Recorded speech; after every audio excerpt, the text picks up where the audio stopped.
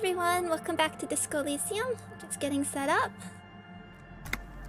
I hope everybody's been having a good week so far. Hello Sad Cat, hello Too Lazy to Name. Hope everyone's having a good week. Mine's been going well so far, just... This is all working. Okay, yeah, looks good, looks good. Hello Min, welcome. Welcome. Oh, you work soon? Oh, that's okay. It's important for you to be doing your work. But thank you for being here while you can. Just while I wait for people for a moment, I just thinking a lot about last episode, and I've been thinking a lot about playing Project Moon games at the same as doing this. I think it's interesting that they tackle a lot of the same things, so I end up comparing them quite a lot. I mean, comparing the same things, but going about them in really different ways. It's been giving me a lot to chew on, especially after we did the church dance scene and talked to La Revicholerie. And then we do the episode in Library of Runa that talks a lot about the will of the city and the city's volition.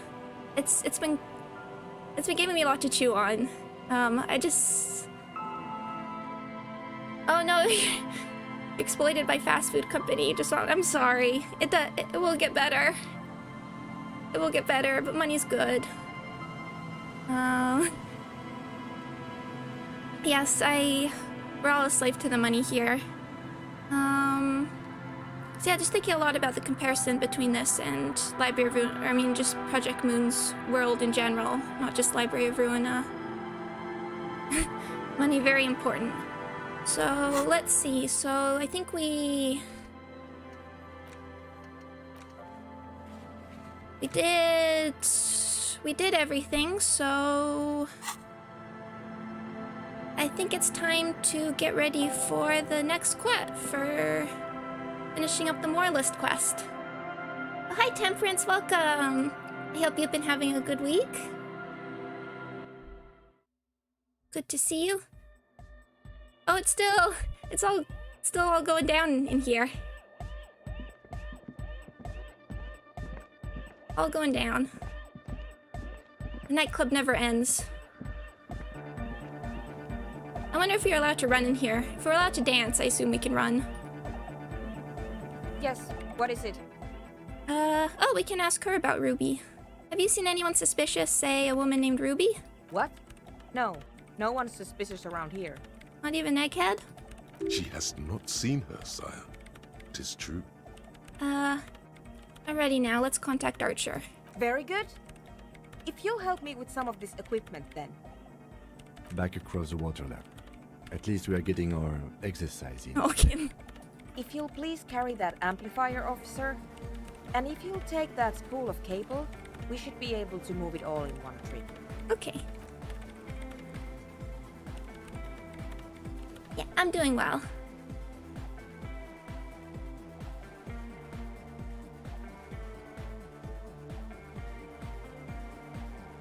Hold on, while that's loading, That's loading, I just want to turn my volume up a little bit. Ooh. Here we go. Well, hi, Lee.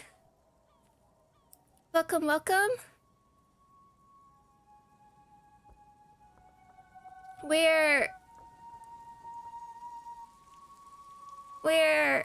Wow.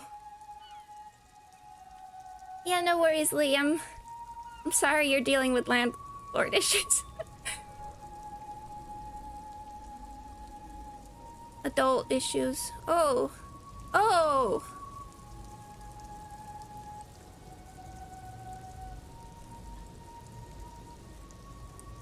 Look at her go. And now if you'll just connect that here... It's done. I believe we are ready. The lieutenant wipes his brow. We're ready to try at least. Please put on these headphones. There should be 2 extra sets. I've configured the channels so that only your microphone is set to broadcast, officer. We'll all be able to listen, but anyone we reach will only hear your voice. My voice seems strained. I'm a little scratchy. I'm drinking tea right now, though, so that should be better. Just back from walking the dog. You will need to transmit your connection request while I attempt to locate the warship's public frequency. You will likely encounter some interference, but it's important to keep transmitting your request until you're acknowledged. Ready? I think our headphones are clipping through our hat a little bit. What if they never acknowledge me? Then it will be exactly like every other moment of every other day. I ask again, are you ready? This is making me a bit nervous, but yeah. Good. Beginning transmission. A soft rustling between your ears, a winterscape with fast falling snow. Where's the sound coming from? Every light switch, every motor carriage, every doorbell, tea kettle, and radio in Martinez, all mingled with electrical interference caused by scattered thunderstorms over Ozone. Officer, are you in order? We're waiting for you to start.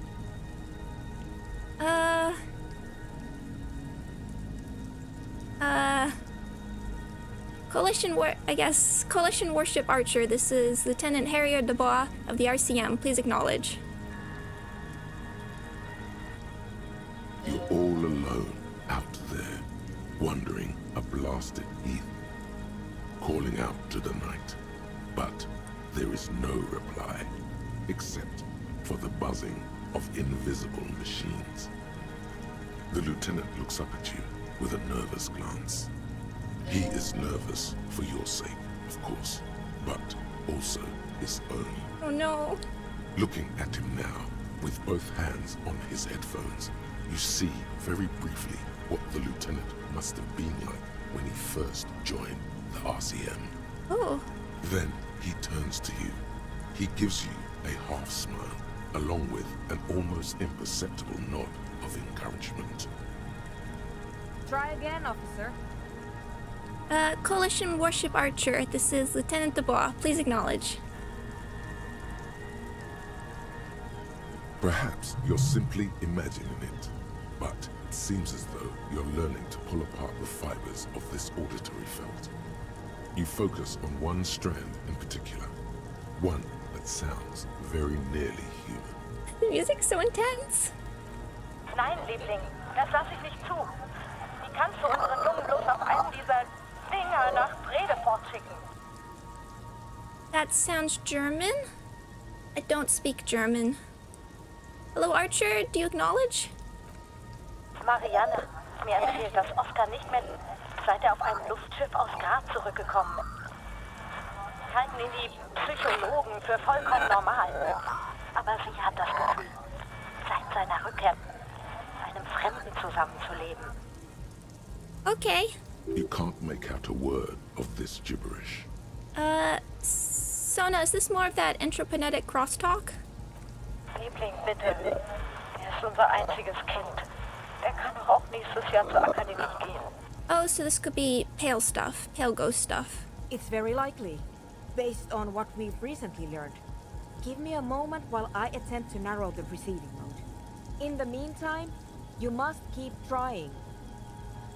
Oh, rhetoric. Oh no, so close. Formidable 12. Too low. What is my rhetoric? 6. It's okay. We could put another point in at some point. Coalition Warship Archer, this is Lieutenant Dubois. If you're there, Archer, please acknowledge. Again? Coalition Warship Archer, this is Lieutenant Dubois. Do acknowledge.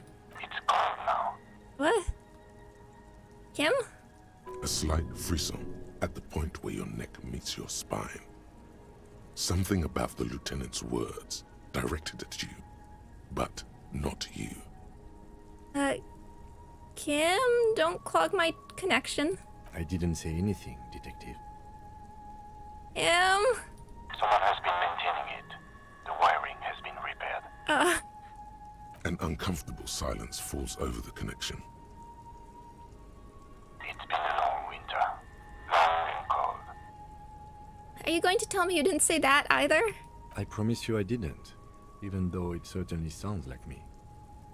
Lieutenant seems to wince at the sound of his own voice. Could this be more interplanetic crosstalk? Yes. A particularly eerie specimen, but still just a harmless piece of the past returning to surface. That's something you said before. It's been a long winter, long and cold. It's cold now, it's been a long winter, long and cold.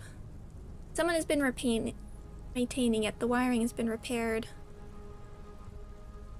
Or we'll say maybe. Right, can it be? Can the pale stuff be from the future too? Oh, this foreshadowing. Right. I just wish I could remember what I was talking about. Something here is eating at the lieutenant as much as he would like to move past it. This is gonna need rhetoric. I guess I can put a point in. The laws of physics stop working, I guess. Natürlich halten ihn die Psychologen für vollkommen normal. So what can we do about it? What else is there to do? Keep trying. Coalition Warship Archer, do acknowledge this is Lieutenant Dubois. But someone has been maintaining it. The wiring has been repaired. Oh, Dubois, please acknowledge. oh, Archer, this is Lieutenant Dubois. Can you hear me? Liebling, bitte. Ist unser einziges Kind. Warship Archer, please Ooh, identify. The signals are getting increasingly Oh, no. mixed. Plucking Archer's signal from this will be like isolating a single strand from a tangle of hair. interfacing. Oh, we're max interfacing anyway.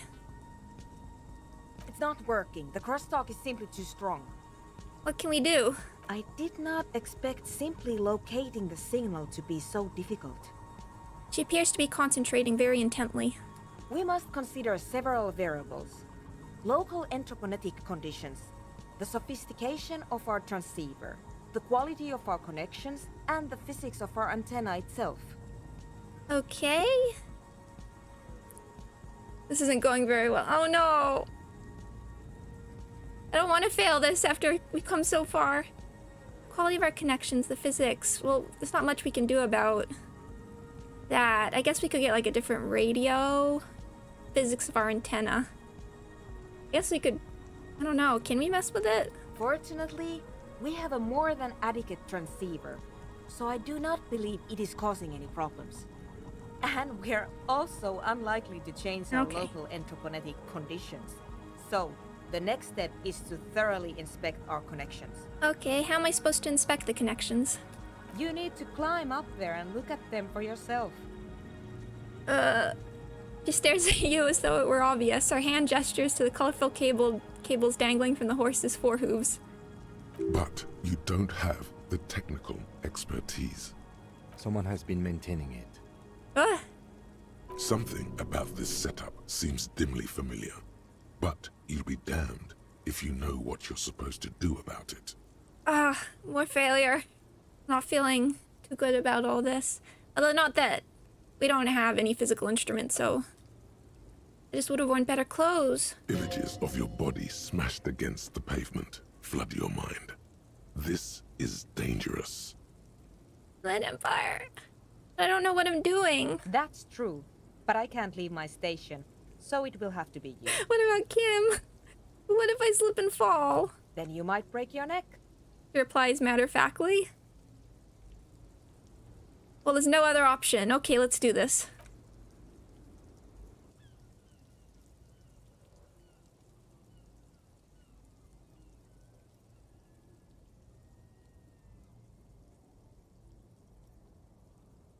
It seems to be doing okay.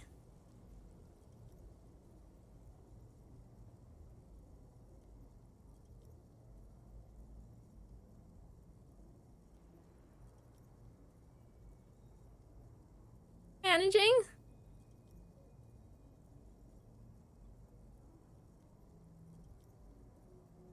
Your gloves give you a solid grip on the metal bar. This feels pleasingly familiar. Okay.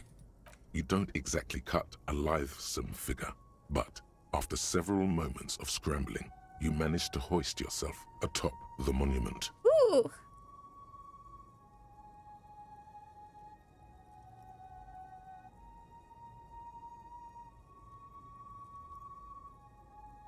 We didn't even have to do a check. Oh, careful, careful, Harry. That performance was frankly an embarrassment. Come on. Physical instrument. That was pretty bad. I hope nobody saw it. You're doing all right, detective. Just keep your focus on the task at hand. Thank you, Kim. Heal morale. Examine the connections. The connection itself is nothing more than a little braid of exposed wire wrapped about the hoof of the horse. A copper fetter it cannot slip. The whole monument is covered in a thin but durable layer of oil and grime. It's obvious no one has cleaned it in years. I don't think that's gonna help. Well, do you see anything? The whole statue's covered in weird oils. I don't think it's good for the connections. Damn, I was afraid of that. And I didn't bring any solvents with me. How foolish. Solvents. What do we have? Short of changing the shape of the antenna, I'm not sure what else we can do from here. And the lorries are all jammed together, so that's unlikely to happen. I wonder if we had that ammonia, if we could have used it. What would changing the shape of the antenna do? Ideally, narrow the receiving mode so that we can isolate the warship signal and eliminate the crosstalk. But if you don't know what you're doing, of course you could just make it worse. How do we change the shape of the antenna? What do you mean? You adjust the antenna manually, with your hand. I'm afraid we're out of alternatives. You're just going to have to go for it. Oh. She's right. The responsibility is yours, and yours alone. There's no turning back now. This is okay. Look at Philippe III. You are face to face with Philip III. The Bronze King looks toward the west. Something about his features seems bizarrely distorted. His imperious gaze leads you naturally to his outstretched hand, which, for some reason, strikes you as sadly empty. You can't help but feel that saber you picked up might just give this older king a little more panache and better reception. Oh. Come on. Kings and sabers are so played out. There's a better way. Wait, what's this better way? Why not arm the good king's valiant steed instead? There seems to be just enough room between its teeth there. That's brilliant. Am I gonna lose the sword if I do this? I don't know, do I trust savoir-faire or conceptualization for this? I don't want to lose my cool sword, but if it's gonna help. I feel like I trust conceptualization for it actually helping over savoir-faire, which just makes it look cool, but let's try. That's brilliant. We're adding to the art. To your surprise, the saber slides snugly between the horse's bared teeth. There is no way that is going to make any difference. Can't. It's making a very slight difference. Oh! The signal is a bit clearer than it was. Yeah! Okay, let's look at the other stuff. Look at the horse. This faithful steed cuts a dashing figure with the replica saber between its teeth. Look up. A clear sky. The kind of day where anything might happen. Across the river, you can see Coalition Warship Archer tracing its gradual circuit above Revachol East. Wow. Okay, look down. A few of the idle lorry drivers and strikebreakers gesture at you with their cigarettes, more out of curiosity than anything else. From the window of one of the adjacent apartment buildings, an older woman leans out, her heavy breasts sagging. She yells a single word you can't make out, and then shuts the window with a violent thunk. Down below, a little doll-sized lieutenant is looking up, shielding his eyes. He's worried for you. Doll-sized lieutenant. Oh. Okay, 92. Oh, okay. We're making it.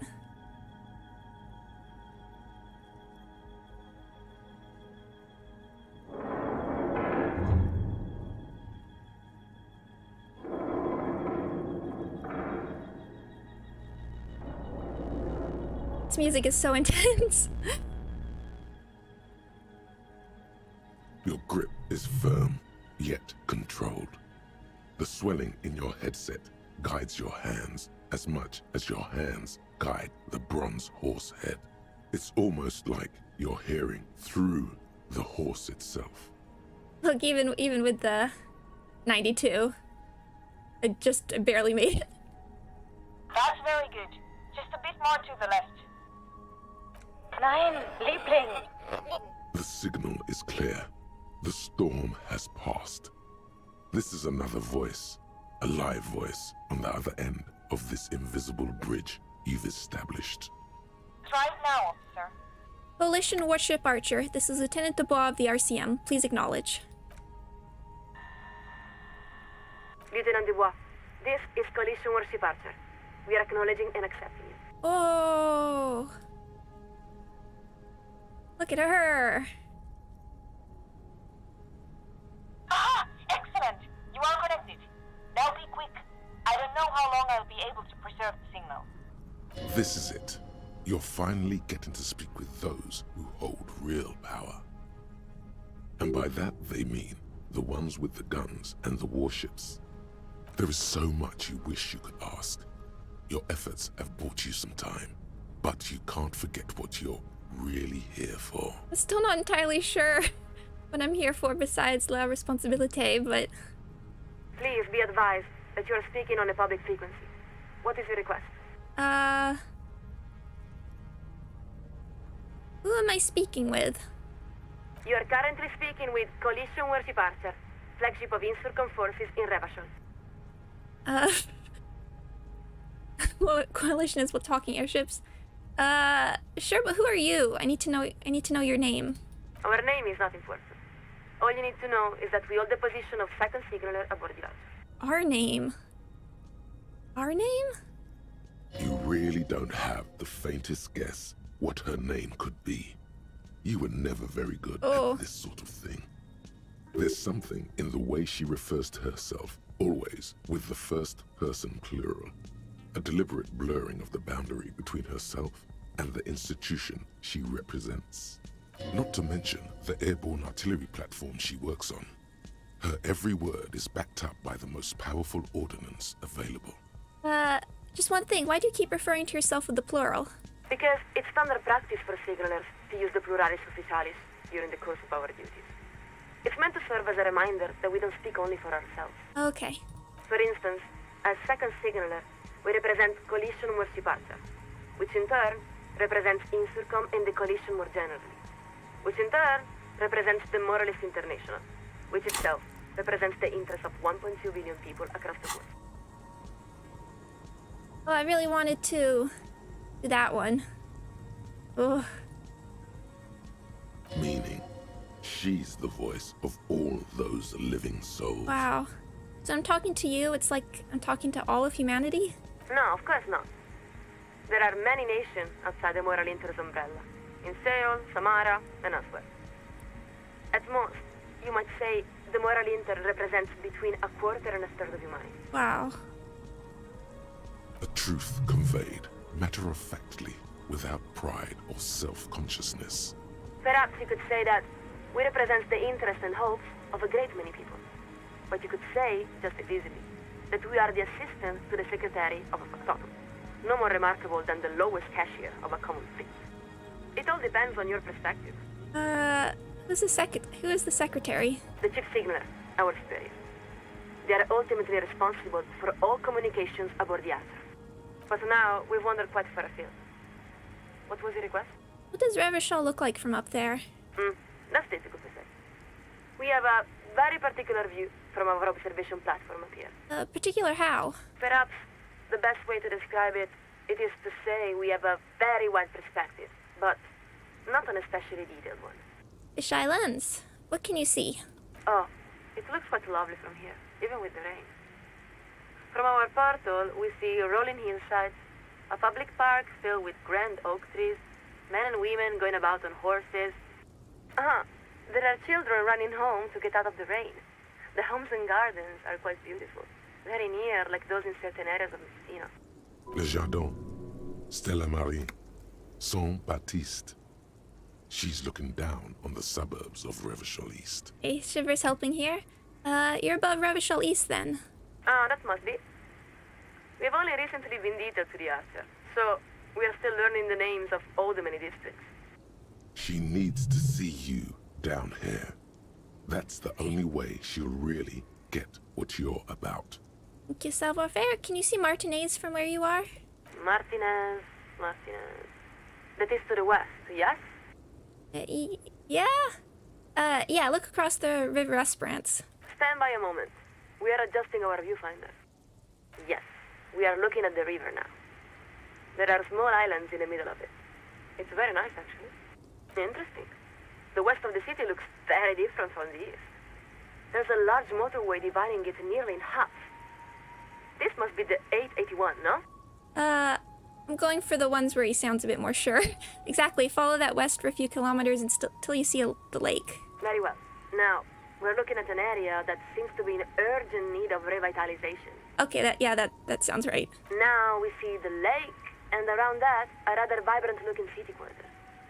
There are some large buildings, from the turn of the century, we would guess. Yes, this must be the heart of the district. That's Jamrock. Now look to the north, towards the harbor. So that is Martinez. A distended pause. A slight chill of embarrassment. She isn't sure what to say. Not bad, huh? It is quite striking, compared to where we're from. There are a great many destroyed buildings, still. And we don't see any horses. It's really nothing like the eastern side of the city. There's one horse. But what's most striking are the people. We don't even know how to say it. Look like a bunch of lost souls wandering about in indescribable pain. We really couldn't say.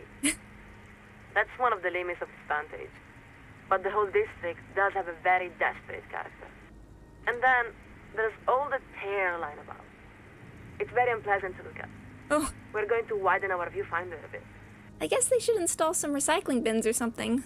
Yes, recycling is very important. The Coalition always supports initiatives that promote civic responsibility and mindfulness. Do you see a roundabout with an equestrian statue? A roundabout.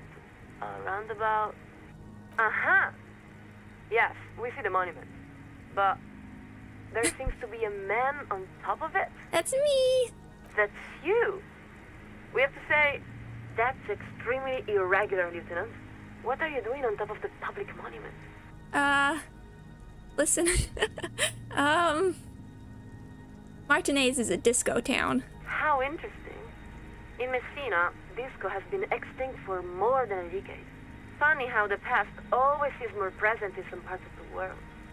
In any event, it is certainly interesting to see you, even from afar. Most of the time, we signalers just have to imagine what our interlocutors look It's like. fun. Liebling, bitte. Oh, Ist unser einziges Kind. Time is running short, officer. I estimate you have time for maybe 2 more questions. 2, okay. Come again? Okay. We're picking up more interference. Okay, so we can't ask these. What does the moral intern really want? A very important question, with a very simple answer. We want humanity to endure. Beyond that, it may be said that we are the inheritors and stewards of Dolores Day's legacy. Right, and that legacy is? Immeasurable. It includes interstellar travel, 3 scientific revolutions, humanism, internationalism, the welfare state, and balance of terror theory. Nothing less than the intellectual foundation of our modern force. What's terror theory? The role of the Moralist International is twofold: to buy humanity sufficient time to perfect itself, and to patiently guide it along the road while protecting it from ideological highwaymen and eschatologists. Okay, yeah, what is this balance of terror theory? It's an elegant idea, one of the cornerstones of the modern era. In short, it holds that durable, lasting peace is possible when the major powers are capable of inflicting unacceptable and irreversible destruction upon one another. Okay. Because no rational state is willing to accept the risk of such a calamity befalling its own people. All powers are incentivized to de-escalate conflicts before they reach the point of no return. Has it worked? For the most part, it has. The world is certainly not free of violent conflict, but in the modern era, we have made great strides to reduce its frequency, duration, and severity. In what sense is the moral intern the steward of Dolores Day's legacy?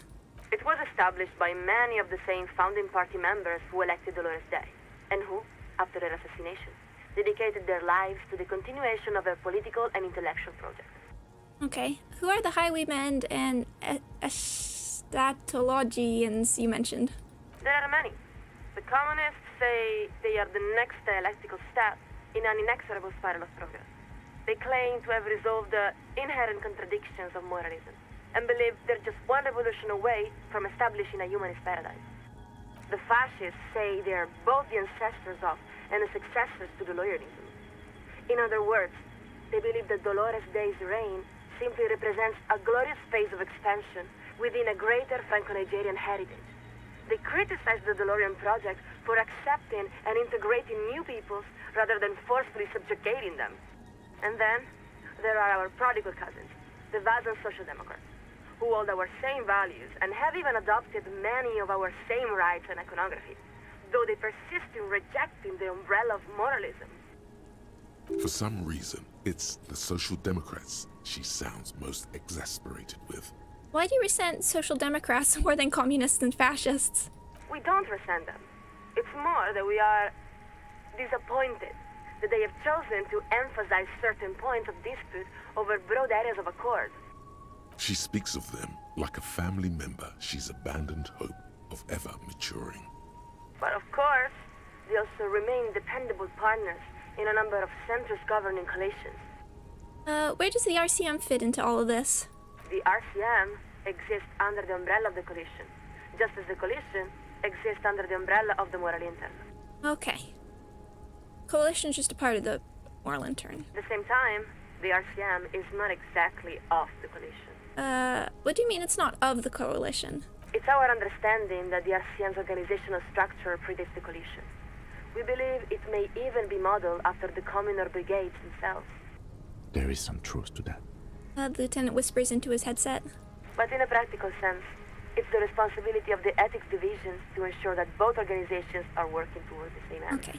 So you're saying the RCM is a vestige of Revshol's communist past? One now, committed to upholding moralist values. Oh. Strange, isn't it?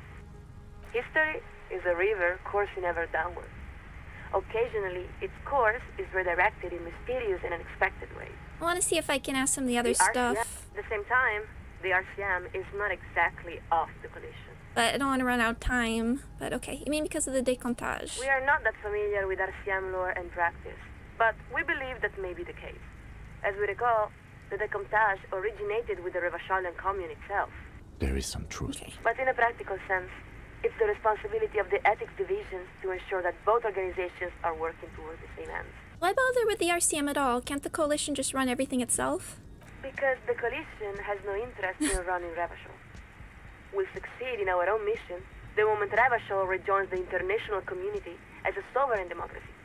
The RCM is an integral piece of that project. Okay, and we're gonna ask, when is it gonna get democracy? What awaits us at the end of the road?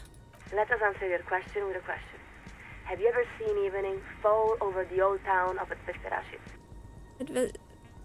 Maybe I've been forgetting things lately. If you had, then you would remember. It is one of the great wonders of the world, impossible to mistake or forget.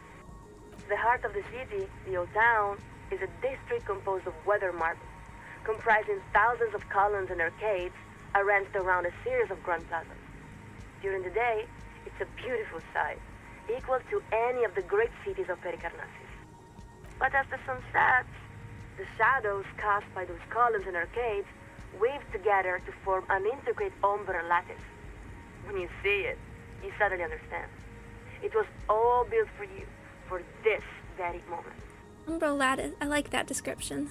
The name Advesperaskit means evening comes. Built for me? For you, for all of humanity. Oh. Not only that, but you are also part of that centuries-long plan. When you cross one of the open plazas, your own shadows is effortlessly woven into the great lattice work. A deliberate synthesis of humanity, art, and the natural world. Beautiful. Yes, it is. We grew up there. We have seen the lattice with our own eyes. At Vesperacet, Dolores Day was crowned there, wasn't she? She was. There are even those who say that at Vesperacet summoned Dolores Day, or that it was built in preparation for her, centuries before her arrival. Wow. That's why the old town is sometimes called the ceremonial heart of humanity. Of course, such a city does not spring from nowhere, nor does it endure without effort.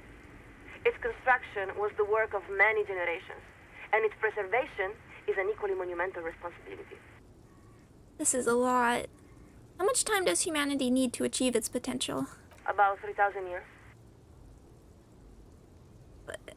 How do we have a number? She really had that on the tip of her tongue. It's like she has the timeline laid out right in front of her. I don't know. 3,000 years. I don't know, it sounds like both a long time and not very much at all. Achieve its potential.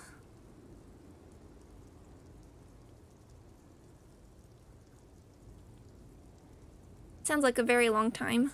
It does, doesn't it? And yet, there remains a great deal to be done in that span. This is nuts. How do they know this? Officer, I've held the signal open as long as I can. Whatever you came here to ask it now. Okay. Is everything all right? Hey, when is real democracy coming to Revachol? We can assure you, it is coming as soon as possible. Within my lifetime? Oh, most likely. Though, of course, it depends on the contingency. What do you mean, contingencies? You must understand, the moral intern is responsible for ensuring the continuance and flourishing of mankind for the next 3,000 years. The planning division must account for a great many possible outcomes and chance events. They don't, it's an ideology. Okay. Next 3,000 years. Fortunately, we have contingency spreads to help guide our decision-making. Of course, there is no one spread that can reasonably account for all these possible events. But at least, we're able to prepare for the most likely eventualities. But how do these contingency spreads actually work? It's not really our area of expertise, but we can try to explain. Picture a smooth hill made from fresh dirt. Now, if you stand atop this hill and put a glass of water over it, what will happen? Dirt will get red? You're thinking about this metaphor too literally. The point is that we know only that the water will run down, but not what course it will take. If we place a rock in the water's path, will it divert to the left or to the right? We cannot say. But we may predict which way it might run in either event. That is the essence of the idea. You might also imagine these spreads as a kind of tree, with every juncture representing a different event, and every branch representing a different timeline. Okay, that's... Okay. And you're saying the moral intern uses contingency spreads to see the future? Not exactly. No one can know the future. Yeah. But with contingency spreads, it is possible to predict what the future realities might reasonably look like. I guess? But we shouldn't overstate their importance. They are simply one of many tools used by the moral intern to set policy. So where does Revachol fit into these contingencies? That's impossible to say. It may be that Revachol has a great role to play, or no role at all. That is the nature of contingency. But didn't the Wild Pines representative say that Revachol would resolve history? You must understand, when we speak of contingency spreads, we are talking about the most fantastically complex data visualization human beings are capable of producing, with thousands of events, from elections and wars to natural disaster or scientific miracles, and millions of possible outcomes. It makes your brain swell just to think about it. Medium. not doing very well with these checks. It may be the case that, under certain scenarios, Revachol is vitally important, as it was during the collision landings in OA. It may also be the case, in many other equally plausible scenarios, that Revachol is simply another once great city, like countless others throughout history. Revachol was founded to resolve history. It's the most important city in the world. Perhaps, perhaps not. The world is full of great cities that have resolved the questions of their time. La Chère, Bradford, our own home of Advesterachet. All major cities in EPIS-aligned nations. You can't help but notice. See, It's even possible the cities that will resolve the questions of the future have not been founded yet. For this reason, responsibility for developing contingency spreads is only assigned to highly trained analysts working with advanced radio computers and a steady supply of drones. okay, but I still want to know when real democracy is coming. Of course, while the content of individual contingency spreads is deeply classified, many degrees beyond our access, everything we have heard from the Provisional Commission indicates that the transition is proceeding according to the appropriate timetable. 3,000 years. Oh no. What if some people want democracy to come faster? Of course, the coalition supports the Revacholian people's desire for full democracy. We encourage you to contact the offices of the Provisional Commission if you're serious about getting involved. How can I get involved? Oh, there are many things you can do. If you're interested in learning how to canvass for signatures, manage the polling place, or register voters, the Commission would be more than happy to direct you to a workshop. In fact, you may have picked the perfect time to get involved. Revachol is nearly ready to begin the first phase of democratization. Nearly ready for the first phase. Soon, the people of Revachol will vote for slates of candidates who will make up the Transitional Advisory Council that will oversee the second phase of democratization. Okay, what's this Transitional Advisory Council? The council is modeled after similar bodies developed in a number of transitional democracies. Its role is to devise and shape the future institutions of Revacholian democracy, according to local conditions. Local conditions, in this case, referring to incompetence, graft, and violence. Once elected, council members will even have the opportunity to join one of several officially sanctioned political wings, depending on their ideological beliefs and policy preferences. Wings. Wings of the city. What do these wings represent? A very important question. The wings are carefully selected to represent a wide spectrum of political thought. Typically, there's a liberal technocratic wing, a social democratic wing, and even a conservative populist wing.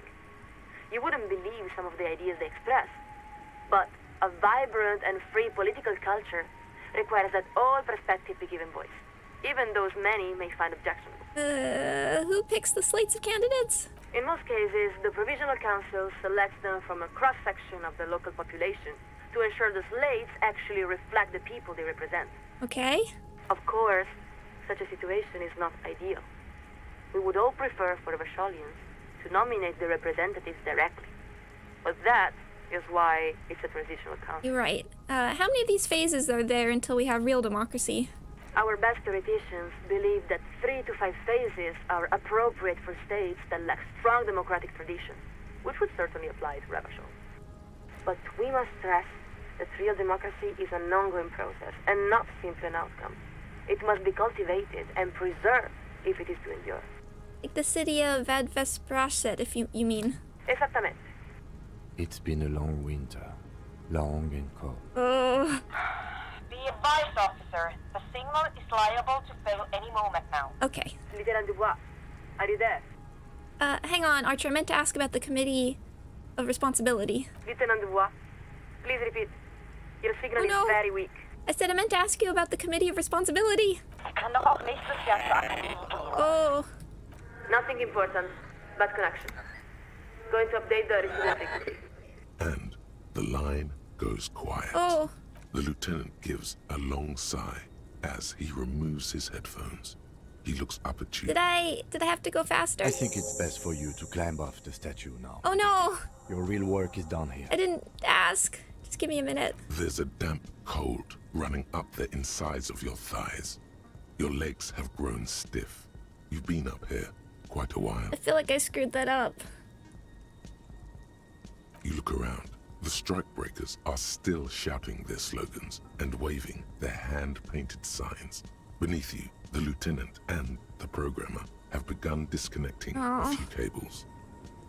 Would you guys be mad if I tried that again? Because I feel like I asked too many questions and screwed up. You could stay a while longer if you wanted. I feel like I screwed that up.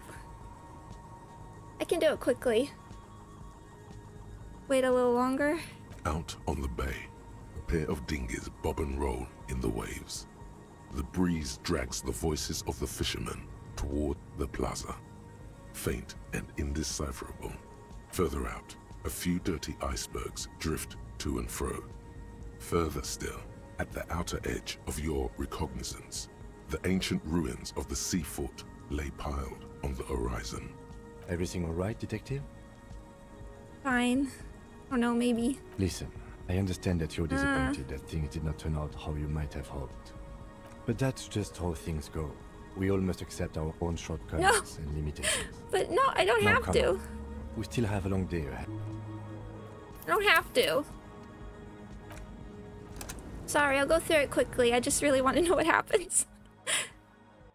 I thought I had time, but I guess I only got like... I thought because there was the proceed at the end. I'll go through it quickly. Actually, let's put a point in rhetoric first. Maybe we can find out what that means. Do another inland empire.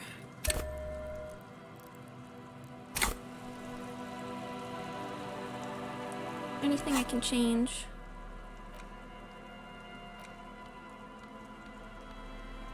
Empathy. Inland Empire Volition. We'll see. We'll do it very quick. I'm sorry.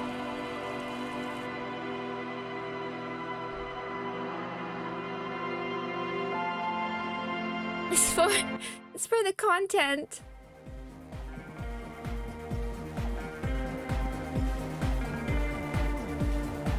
Yes, what is it? Very good. Back across. If you'll please carry that amplifier, officer. And if you'll take that spool of cable, we should be able to move it all in one trip. You're back. Well, good, because I screwed up the quest, so I'm trying again.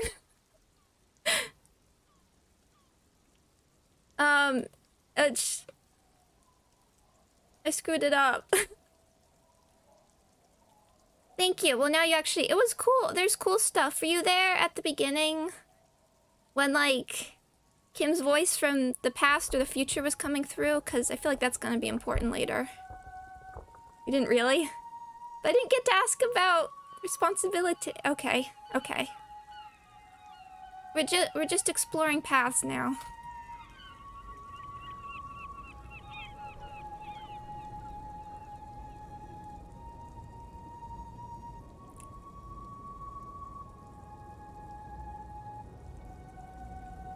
And now It's done. Okay. we're ready to try at least. Please put on these headphones. There should be... You will need to transmit your connection request while I... Okay. Then it will... Good.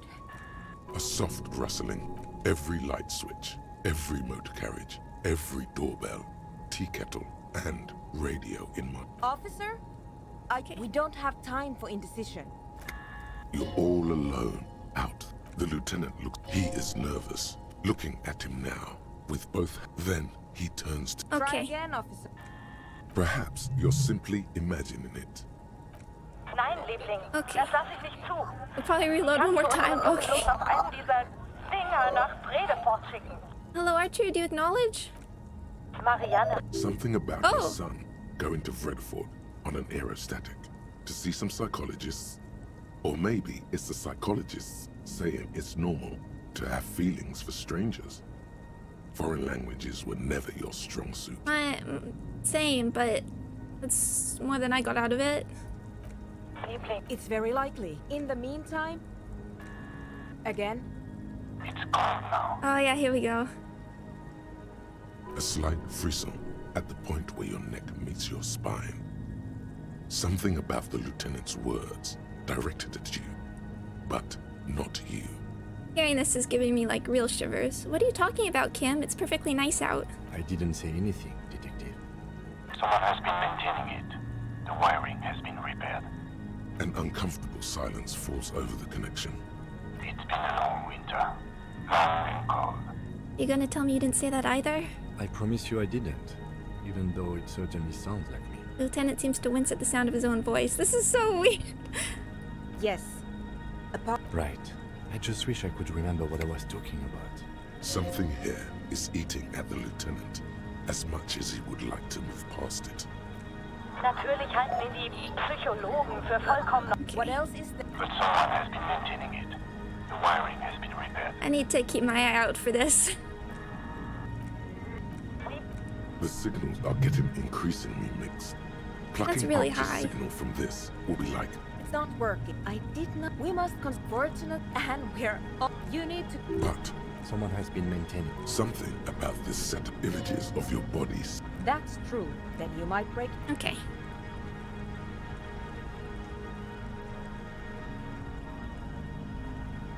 Well, it's a good animation.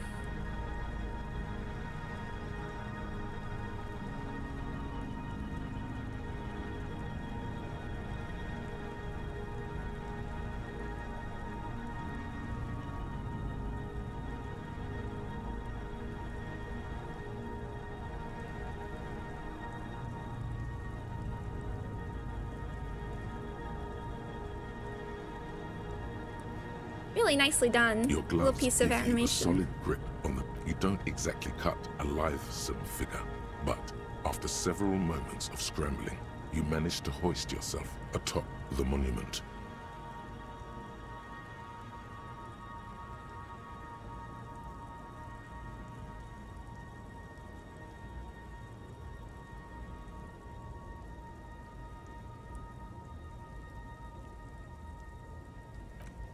Hey. That performance was frankly an embarrassment. You're doing all right, Detective. The connection We'll get itself a is nothing conceptualization more in a than moment, I little think. breath. The whole Well, short of changing the shape, ideally, what do you mean? she's right.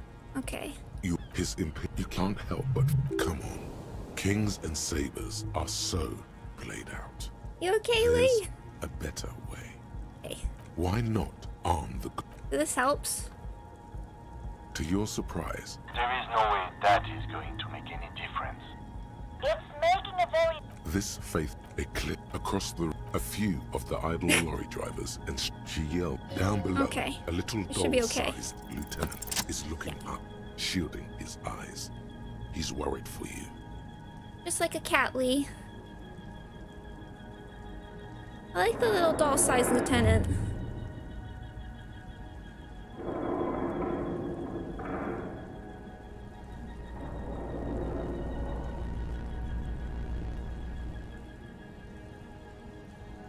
Your grip is firm, yet Godly controlled. success. The swelling in your headset guides your hands as much as your hands guide the bronze horse head.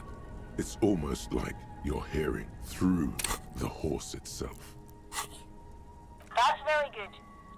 Nein, The signal try it now. Lieutenant Dubois, Yay, okay. This is it. And by that, there is so much you... please be advised that you are speaking on a public frequency. What Okay, is your so we'll request? just ask 3 of these. I kind of want to see if I can get that Inland Empire check again. What are we doing? You are currently speaking with... Our name is not important. You really Oh, don't no. have the faintest Ugh, guess what her close. name could be. There's something, not to mention the airborne artillery, Because it's, for instance, meaning she's the voice. it may be a demanding job. Now, Okay. your request... I like telling That's her. difficult to say. Perhaps... Le Jardin, Stella Marie. That must be... She needs to see. Martinez... Stand by... Yes. Interesting. The west of the city. Very well. Now we... A distended pause. It is quite striking, but what's most striking, we really couldn't. And then there's all the... Yes. Around... That's me! That's you.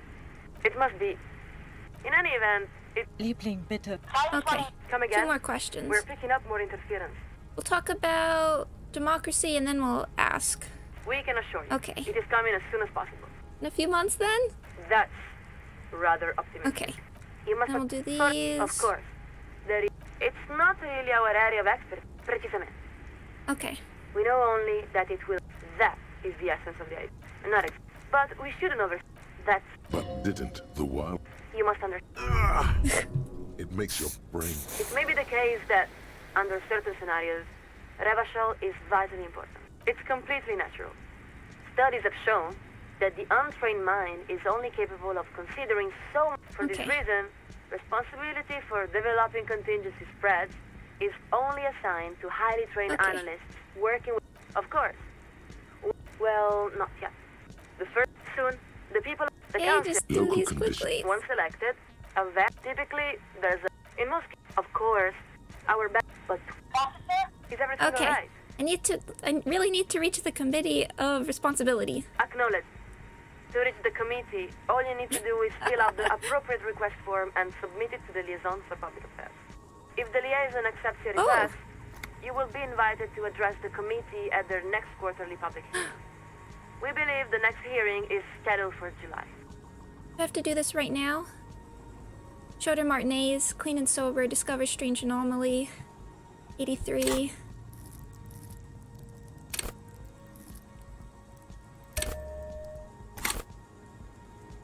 On. This isn't about you. Not really. It may have been at a certain point, but you've let go of that perspective. This is about your responsibility to all of Revachol. Okay, here we go. Now, take a deep breath. Look upward. You don't have to bear the burden alone. Listen to me. The situation in Martinez is a powder keg. If the coalition doesn't intervene, many people will die. What? How do you know this? I've uncovered things in the course of my investigation that lead me to believe we're headed into a violent confrontation between the Union and the Wild Pines. Lieutenant Dubois, this is a very serious claim. Please describe the situation as succinctly as possible. We will forward your summary to the committee. There's papers rustling in the background. Okay. She's clearing her desk, preparing to take notes. Okay, this is happening. There, you've wedged your foot in the door. Now, if you can show the coalition how much they're needed, they'll have no choice but to intervene. Do we want them to intervene? You have the facts. Just lay them out beneath the cold light of reason. The Wild Pines has recently lost control of a paramilitary death squad called Crenell. That's true. Please continue. We're listening. I've also uncovered evidence the Union may also be orchestrating a takeover of a local fishing village. We have it. Is there anything else the committee should know? You hear the sound of her pen scratching against paper. Detective, before you answer that, I urge you to weigh your words extremely carefully. You're not only speaking for yourself. He means to tell you, you're speaking for Oh. all of the RCM. What you say now will reflect on all of your half-brothers and sisters. Oh. The lieutenant is afraid you're going to say something too outre.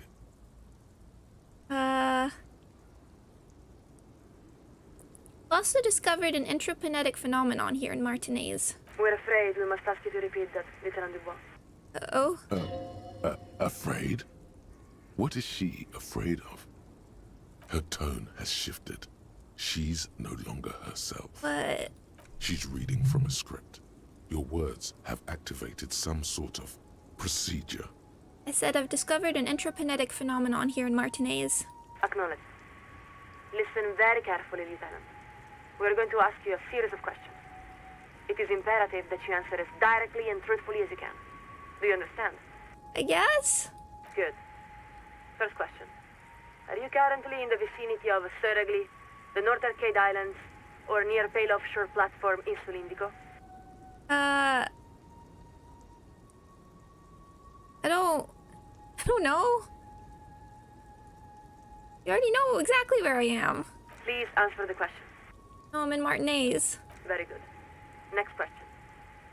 Would you describe the phenomenon as internal to the Isola or external to the Isola? Internal or external? What she means is, actually, You have no idea what those words could mean in this context. Possible 20. That's high. No idea what those mean. It's a hole. Is that internal or external? I guess it's internal. It's the pale. Next question. At the time, did you experience sense objects? Can you elaborate? Yes. Examples may include sound, memory, light. Kind of a gradient. When the Raver put the compressor through the other thing, it made the beat really hardcore, like too hardcore. I mean, the hail is nothing. Oh no.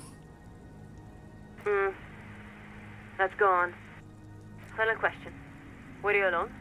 No? Yes, unquestionably, irrevocably alone. You are part of a large family. You are never alone. There's no need to overthink this. You're giving me mixed signals, guys. We repeat. Were you alone? We weren't, but I don't want to, like, incriminate other people. Like, I don't know really what I'm doing. Am I gonna drag Kim into this?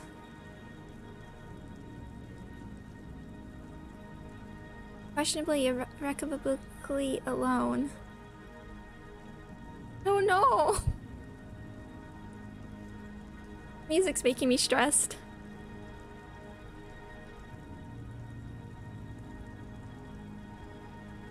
Gain information? Yes. The harder one was Inland Empire. We were alone. You hear the sound of a page ripping. Thank you, Lieutenant. Please stand by while we transmit our summary. A long winter. Yeah. I'm not sure how much longer I can keep the signal clear, officer. You have to, Sona, just a little longer.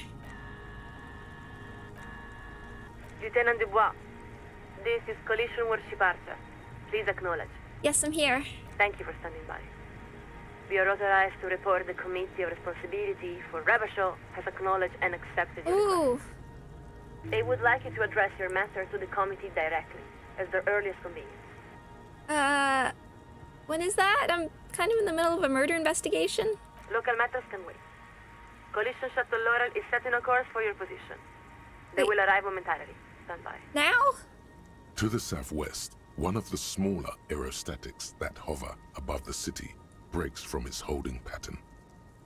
Coalition Shuttle Laurel begins executing a slow turn, drawn by an invisible wire. But... So?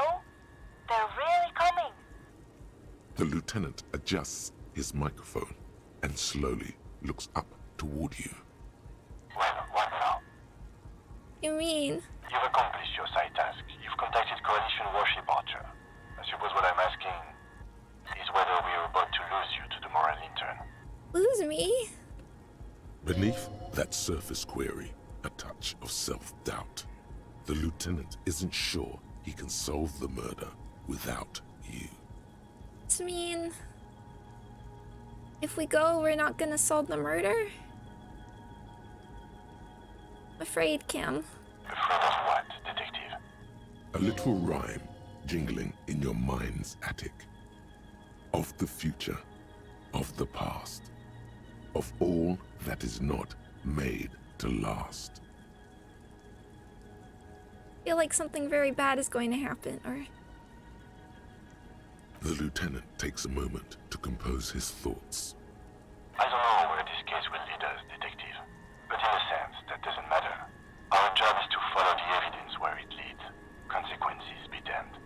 Because that's what it means to be an officer of the RCM. Ew. The lieutenant's final words are nearly swallowed by the roar of the aerostatic's main rotors. Lieutenant Dubois, this is Collision Warship Archer. We have been instructed to inform you that the Laurel arrived at your position. Please acknowledge. No shit. How are they supposed to hear your acknowledgement over the thundering of their own rotors? Acknowledged, Archer. This is Lieutenant Dubois. Thank you.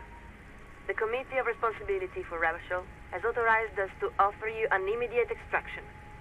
Do you accept? Whoa. I want to see what's happening up there. Hold on, I have a few questions first. We are far past that point, Lieutenant. There is only one question now. Are you ready, or are you not? Look around one last time. The roundabout, Martinez North, daytime. Across the plaza, a pair of seagulls fight over the remains of a chicken wing. The programmer eyes you curiously. She does not understand why you're hesitating. Whatever her misgivings about the Coalition, the fact is that you've summoned an aerostatic with your voice, an achievement she never thought she'd witness. The lieutenant looks up toward you. He starts to open his mouth, then appears to think better of it. He's spoken his piece, he thinks. It's up to you now. You cannot leave. So much hangs in the balance.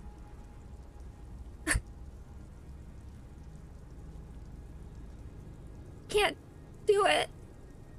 Repeat that, Lieutenant. What do you mean, you can't? Are you being impeded in some way? It's Kim, my partner. Can't abandon him. We have to say, this is extremely disappointing to hear, Lieutenant. What the consequences will be for your refusal to accept responsibility, we cannot say. For your sake, we pray they are not more than we all can bear.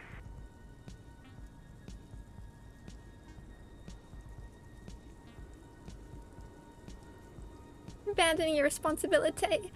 Shivers told me not to, and I can't leave Kim. Can't leave Kim. And now, we are updating our frequencies. We will not speak again. This connection will be cleared in 4, 3... I'm sorry, Archer. 2, 1... Après le monde, le gris. Après le gris, le monde. And the line goes quiet. The lieutenant gives a long sigh as he removes his headphones. There's relief on his face as he turns toward you. Could have always reloaded. I think it's best for you to climb off the statue now, Detective. Your real work is down here. Yeah, just give me a minute. There's a damp cold running up the insides of your thighs. Your legs have grown stiff. You've been up here quite a while. You look around. The strikebreakers are still shouting their slogans and waving their hand-painted signs. Beneath you, the lieutenant and the programmer have begun disconnecting a few cables. You could stay a while longer if you wanted. Wait a little longer. Out on the bay, a pair of dinghies bob and roll in the waves. The breeze drags the voices of the fishermen toward the plaza, faint and indecipherable. Further out, a few dirty icebergs drift to and fro. Further still, at the outer edge of your recognizance, the ancient ruins of the sea fort lay piled on the horizon. Everything all right, Detective? I don't know, maybe. Listen, I understand that you're disappointed that things did not turn out how you might have hoped. But you made the right decision. The more difficult decision, in my mind at least. Made the right decision. How do you know? Because I can see you're still agonizing over it. In my experience, when you make the wrong decision, you can tell right away. It's the right decisions that won't leave you alone. Wow. Perhaps someday, the lieutenant will tell you about some of the decisions that won't leave him alone. But it won't be this day. Oh, Kim. Now come on. We still have a long day ahead of us. I'm down. Good. Now give me a hand with these amplifiers.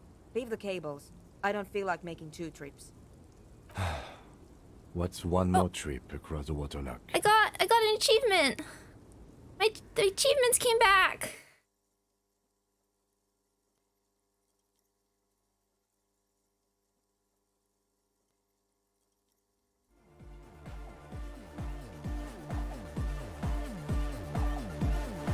Well, this was an interesting collaboration. pretty good team, Sona. Perhaps. You're more reliable than the writers I used to work with. So, that is not a difficult part. In any event, just leave that equipment here. I'll put it away later. If you'd like, you can take one of the extra headsets. I don't need so many spares. Now, you'll excuse me. I have to get back to my own work. Okay, we'll do this and then we'll see if it's... Date of birth generator. What do we get? What do we have? You were born in the year 07.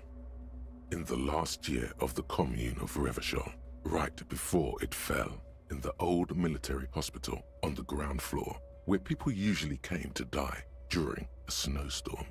The revolution had about 1 year left to go, and the fires were still burning bright. There were explosions in the blizzard. This was 44 years ago. You are 44 years old.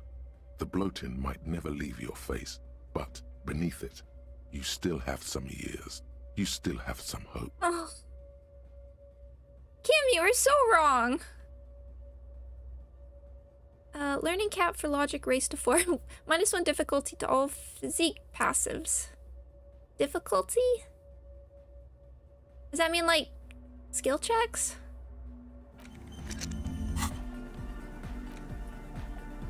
How old? Yeah, I don't know how old Kim is. Are we? I would laugh if we were actually younger than him. So I almost finished Disco Elysium today. Almost? What does that mean? Oh. But... So that was the Moralist. That was the Moralist quest, and it felt like it had... He said what? Or he will say, okay. Because,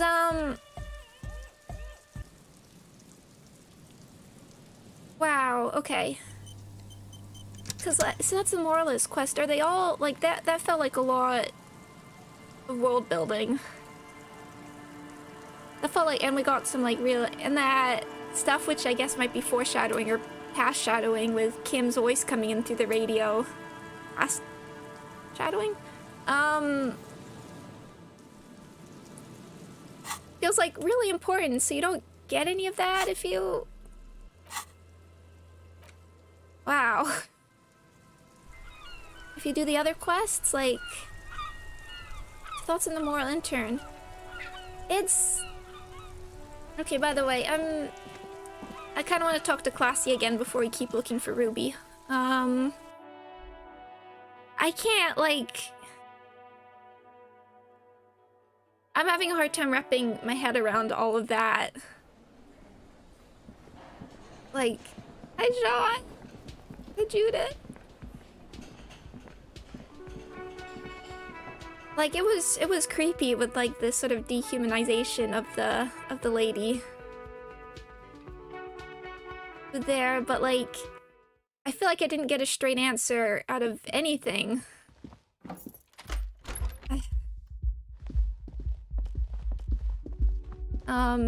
Classy hasn't exactly sold me on them very much with the way she talks about them, but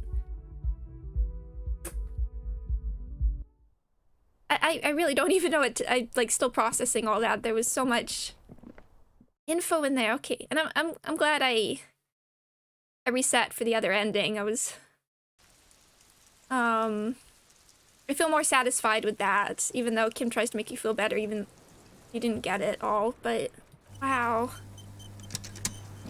can we ask you more? I was just thinking. Oh, what a nice day for questions pertaining to a murder investigation. what's this? Why do I feel like you won here? I really don't know, sir. I certainly don't feel like I've won. I feel like shit, sir. All the time. She smiles, a bitter little smile. She means it. This turned out well for you. You've slipped past all suspicions. Clearly, I haven't. We're having this conversation, aren't we? How well could it have gone? I mean... He looks around. The snow falls on her shoulders, then melts in her light blonde hair, cold and soft. I'm stuck in Martinez just like all of us. I've been up here for... I don't know how long now. I like to call this my rooftop containment facility. Okay, I'm glad we went back, because there's more here. What are you contained for, then? For my sins, of course. The long-standing sins of a bad, frivolous person. For destroying my first love. For working for bad people. The list goes on and on. Something seems off with this theory I've developed about Ruby. I have been thinking a lot about our conversation with Classy, and I just can't quite wrap my head around everything. And I know you're not really she's meant to be a really difficult person to figure out. I mean, the thing I don't get is why the Hardy Boys basically gave her, excuse me, a complete out in the beginning, which she didn't go along with at all. And I understand if her thing was she liked Lely and didn't want to, like, pin a rape accusation on him, but if she's so concerned with her safety, why didn't she go with that? Why is she incriminating Ruby? I mean, I guess I know why she's incriminating Ruby, to get out of it as well, but, like, did she want Ruby to take responsibility? I don't know. Okay. I don't know what to say. It all seems fortuitous for you. None of this is fortuitous for me. The dried flowers on the roof, could Ruby have left them? These don't fit with anything. The what? Oh, those ones. I don't know, sir. I said I have no idea what to make of them. Honestly, I think they're just trash. Pretty, though. I mean, there's no reason for me to think they're somehow connected to her. That's it, I guess. That's it then, I guess. She nods, slowly, carefully even. There is suddenly a strange glint in her eyes. Not malicious, but dangerous. Lie. Yes, we demand she be punished for deceiving us. We demand her anxiety. Right, we demand her the third fear. party, the tribunal mercenaries. Right. We don't have any motive for them. And I was responsible for this. Kono dio da. Or I guess... Sono dio da. That dio. There may be one. A little whimper. The young woman hears you. She's looking around. So where's that one where... That is anyone. What time did... Thursday. It checks out. She stands before you, holding her back. She nods, then nervously pulls. Okay. She slowly... Okay, I guess that's it, then. I want revenge, though. Yeah. The Hardy Boys might not be that hard. Oh, dear. Oh, dear.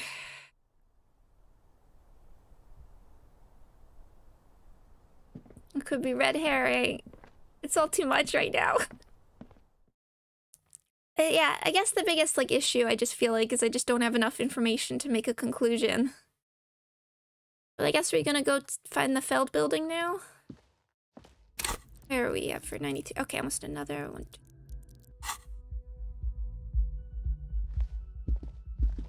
But hope you're doing well, Jack. I see you're back to Squirtle Squad. Squirtle, Squirtle.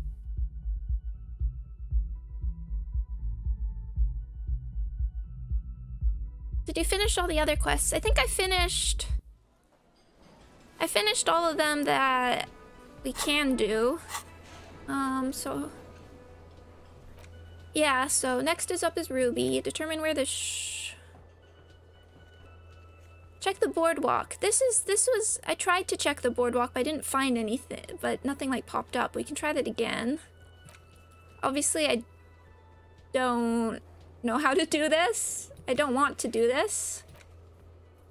We haven't gotten the signal yet. Armor pieces. Hasn't happened yet. Haven't found the murder weapon. And I'm not planning to drink booze. So I think we're good. We can check the boardwalk again before we... You're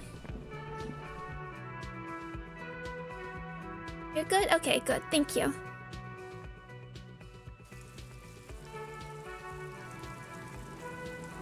Squirtle Squad is very good vibes. Okay, let's... Let's actually, yeah, let's check the board. Well, let's see if we can just continue the main quest. Okay. Let's look around for, let's go to the boardwalk again quickly. Main quest. As we go to the Fell building. Where was... Watch me not, okay. Oh. The light vanishes inside the concrete slit. The structure goes deep under the earth. What's in there? Yell ho into the slit. There's no echo and no answer. What's in there? Maybe it's just a storm drain for the sewer. Kim, any idea what's down there? No idea. Could be connected to one of the buildings around here. We might find Ruby down there. We might find her down somewhere. There's an old storm drain system beneath Martinez that's mostly collapsed. Revachol sewage system has been built and rebuilt 4 or 5 times now. Yes, at least we're maintaining it. In conclusion, she could be under any building. But not in there. I hope not. Finish. Okay. That's something.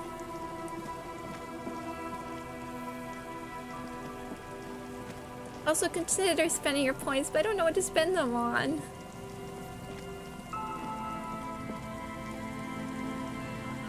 Okay, just looking around for a second.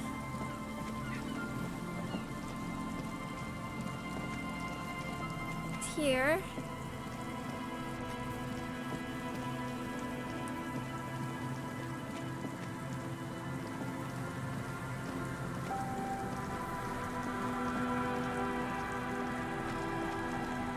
Like this is this not the boardwalk? Oh. It's a long way to your death from here, 20 meters at least. No, this is not the boardwalk. Okay.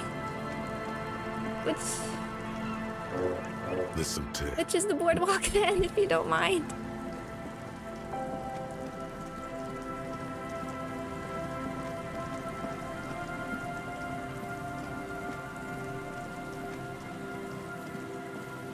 You can just play the quest. You can just play the main quest. Okay. Trent. The quest about tracing back the shot was kind of confusing for me. Okay. Well, if it sort of happens as we go along, that's okay too. Trent, do you have anything new for me? You seen Ruby? Hello again. No, I'm afraid I can't help you with this one, officer. It's just a regular day off for me and Mikhail here. Oh, you'll get 2 to 3 locations just by playing the main quest. Okay, thank you. So you haven't seen... Okay, no, we did this. There's something... He's telling the truth. Okay. He has... You see, a once bright mural towering above you. The signage has peeled off over the years, but you can still make out Feld Electrical R&D. A slogan used to intertwine with the loops a long time ago. Now, only a shadow of peeled letters remains. It says, tomorrow is just a whisper away. Step closer. Above the mural, a collapsed roof, broken windows set in walls that are cracking and will soon also fall, and the coastal breeze rustling and sighing in the remains of the edifice. Feld Electrical. How ironic. All these dark rooms. Feld Electrical. You only know them as a small company that makes ink cartridges. Looks like they used to be big. There's something in the wind. Sometimes the only way to go forward is to fail first. Huh. Why do I feel like I know this place? Indeed. Somehow you knew it was here. An urban ruin gutted by looters that once used to consume money and dispense warmth and light. You felt it before. When it rained in Martinez, and you felt the cold of the rain. The feeling persists. It has been in you ever since. Could Ruby be in there? In there? She could. Or she could be in the identical room over there, or in that boat shack. In that church tower, maybe. But she likes electrical stuff. Why single out this one building? Whoa.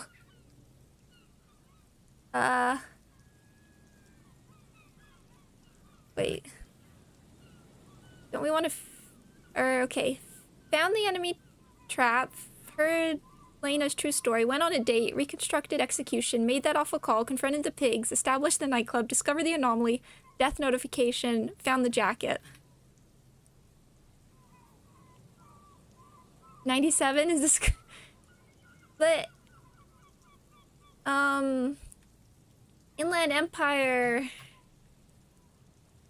Sometimes the only way to go forward is to fail first.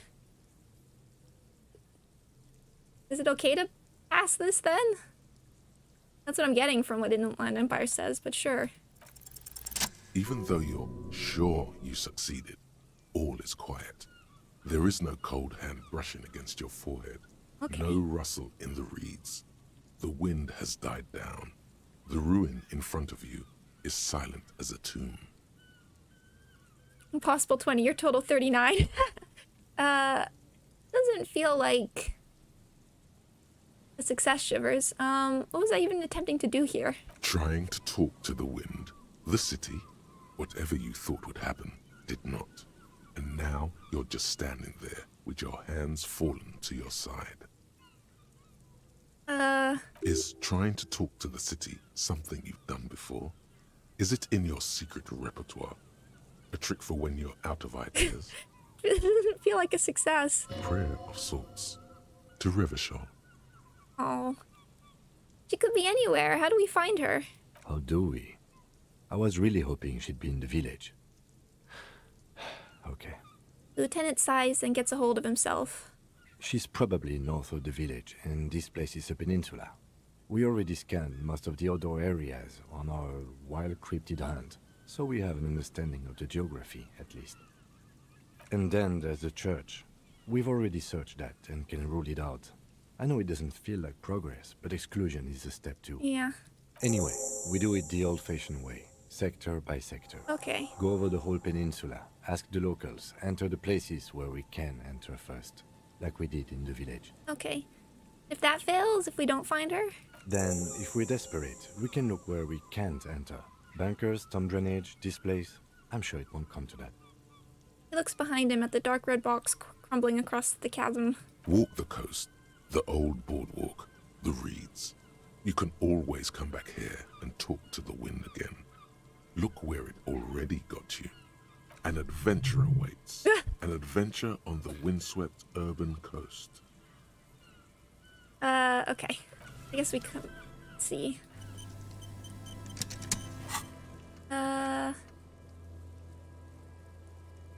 Turn to the Feldmural and consult the wind. You don't know what to do. I guess this is like telling you to do all those things, so I assume it's safe to just try again. The once bright mural towers above you. Suddenly, there's a sigh, carried on the molecules around you, moving, flowing from maybe high try Kim's pressure card to now? low pressure, like that of a woman emptying her lungs. She wraps the collapsing stone box in front of you in her breath, flowing through it. Or that I can try Kim's car after we do this. Where does it go? In through the collapsed roof, flowing down a concrete staircase to the basement, sweeping away footprints in the dust on the stairs, and then the beach below the boardwalk, its winding tunnels, a whisper away. We need... Okay. What is happening? She's down there. Thanks, Shivers. I think she's down there, below the building. Okay. Why?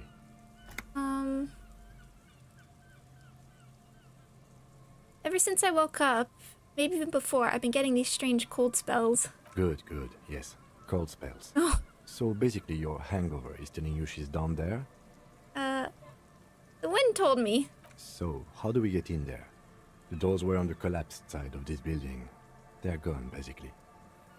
Finally, my time to shine. Oh, savoir-faire. There's a ladder next to the sign. Maybe we can climb it, enter through the roof? Perhaps you can climb them. We are not climbing anything. I'm 43 years old, and I plan to live to see 70. Oh, there's the age. I guess 43. I'm not that much older than you. You thought I was way older. We're like... Want to see me climb, Trant? Hello again. Oh. Okay. Do you know of any of an alternative way into the building? Alternative? I don't even have a mainstream way in, I'm afraid, although He points over the guardrail to the sewage runoff there. there's a sewage pipe there. Maybe that does something? Sorry, I can't help more. Do you have any advice on how to climb that ladder? How to climb that ladder, you see? I do know that Lomantangs used sticks to climb battlements. There's even a special technique for that. Can you teach me? You have the sticks with you? No, I'm just speculating theoretically here. Of course, there's also the method ancient Ilmarans used to get into the huts of their enemies. Oh, make it cool. Can you tell me about this method? If I'm not mistaken, then it involved months of following a very rigid exercise regimen. No, years. I don't have years to spare. In this case, I suggest looking into the Zeolite Invisibles class. The word refers to their remarkable ability to traverse any environment in the most efficient way possible. There's this excellent investigative piece of journalism by... Oh. I love Trant too. I don't know what it is about him, but he just makes me smile. I don't have time to read any papers. Don't you have any practical advice? Yes, I have. There was this one time where I... Okay. His face lights up with excitement, bringing out the subtle laugh lines in the corner of his eyes. Oh no, you've made El Bigo Mistako. He's going to go on forever. Yay! Mark my words. All of this somehow ties into the history of Occidental financial markets. It's like you are, well.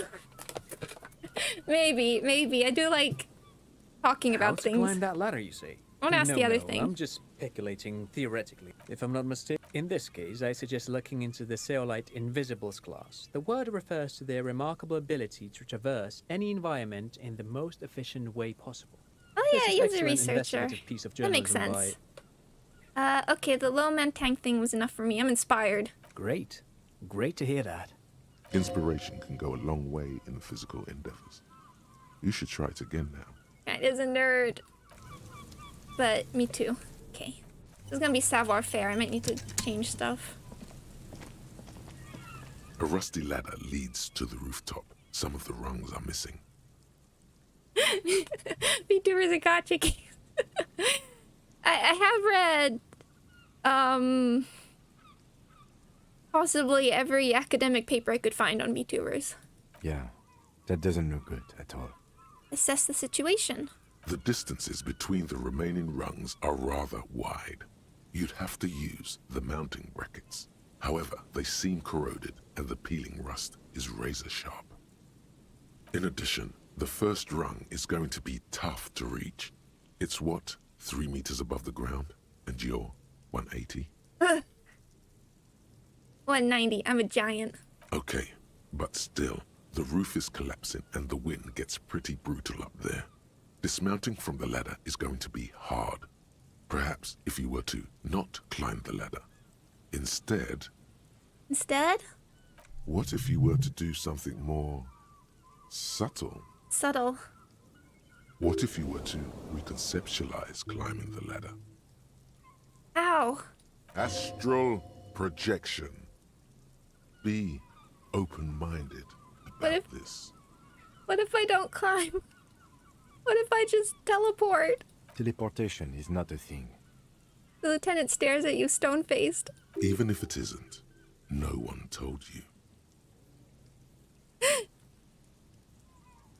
It's a thing for me. I can't remember. I can't remember it's not a thing. That's not how physics work, detective.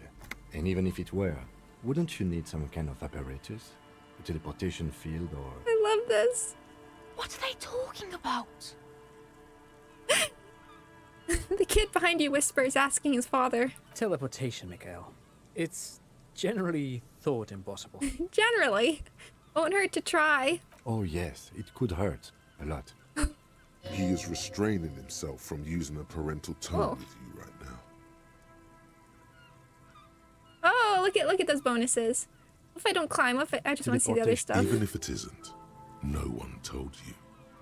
Come on, Cam. Where's your adventurous spirit? This really has nothing to do with adventure. We are dealing with basic physics here. Oh yes. He is restraining himself. Okay, let me save. I'm just checking my clothing quickly. I don't know what we have. We have a bunch of like minus savoir-faire stuff. I don't remember what's pro savoir-faire. Can do it. I know 92 is pretty good, but oh, there we go. Getting the right pants. That should probably be good. The rusty ladder leads to the rooftop. Okay, yeah. All you need to do is close your eyes and concentrate. Darkness enfolds you. You can feel the distance between the bench and the first rung of the ladder. All you need to is... Now I'm motivated.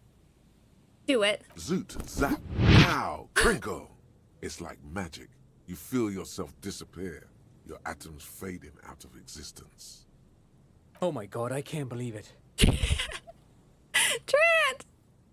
Bam! You find yourself on the roof, having mastered the art of physical displacement. Oh my god. What? Was that fade out so they didn't need to make a climbing animation? Was that so they didn't have to make a climbing the ladder animation? We get a climbing the horse statue animation was more important.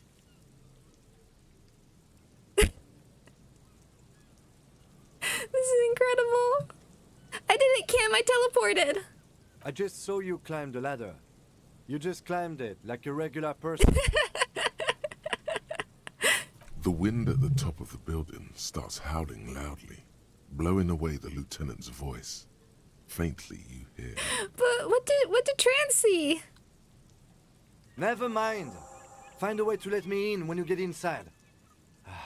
Don't go adventuring with a backup, especially if we think the suspect may be hiding here. What did Trans see? No, what did Trans see? I'm so happy right now. What pants did I put on? We can leave those for a minute.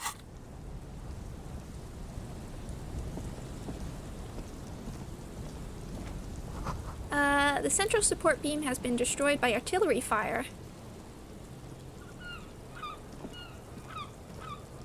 They're like...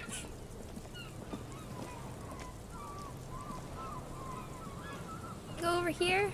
I feel like I saw something selectable, but maybe it was just this whole time. Watched an aging alcoholic climb a broken ladder, I guess. I guess it was impressive.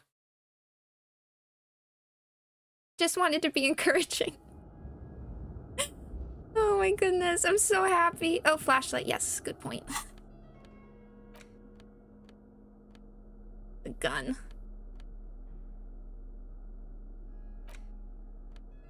Oh, still waiting to use this. Flashlight.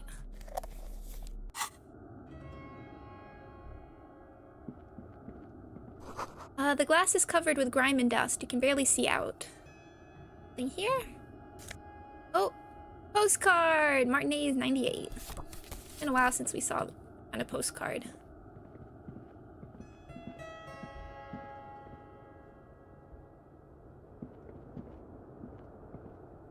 Whee! 1 sec, I'm just gonna close the door.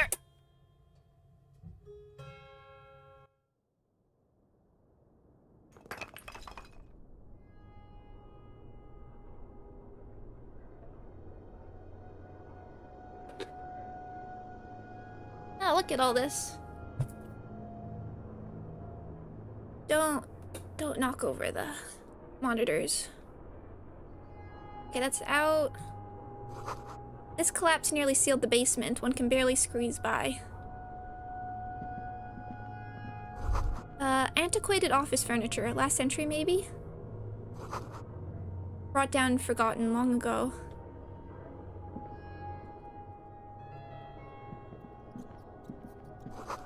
This overturned table is covered in orange mildew, crawling with something.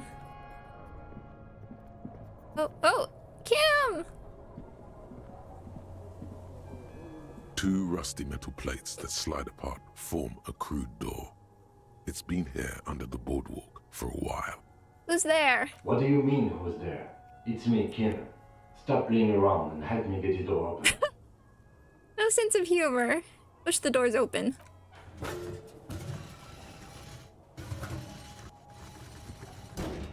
The doors seem to be on rails, but they've gotten jammed. You grab a side and put some strength into prying it open.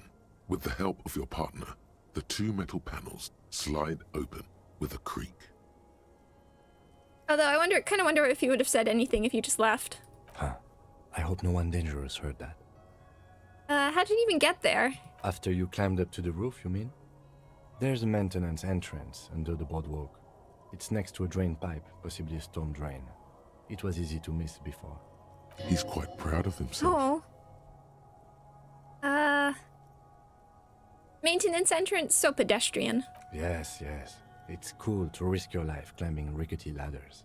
Anyway, let's investigate these passages. Okay. Oh, let me just see. Okay, then we leave there. Got the stylus entrance. We teleported. Come on. We impressed Trant. That was the important thing.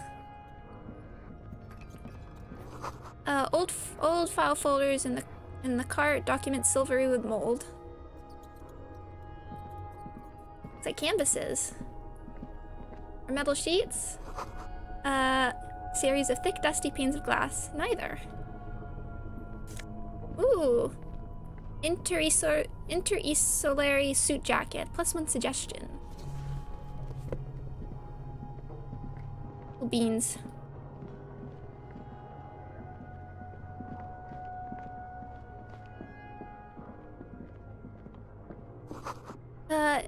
In the beam of the flashlight, a crevice in the wall. Ooh. Oh, look at this. What do we hear? Stale fabric smell and dust. No one slept here in months, maybe years. Medicine? Oh! Aww. Revolutionary's hat. It's not gonna help this playthrough much, but...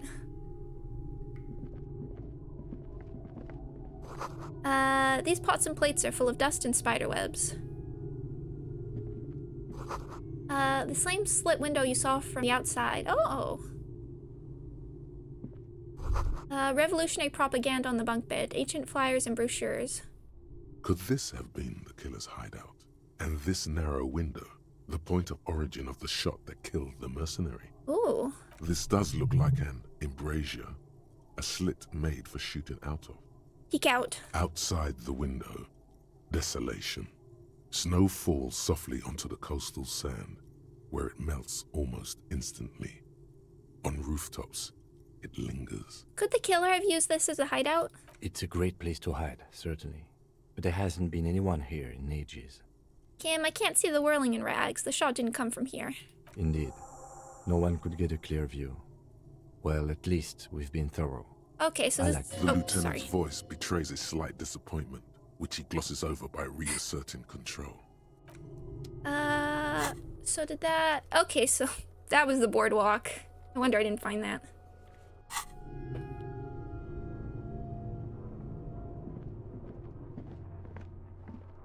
Oh, wait, didn't look at that. Is this Kraz?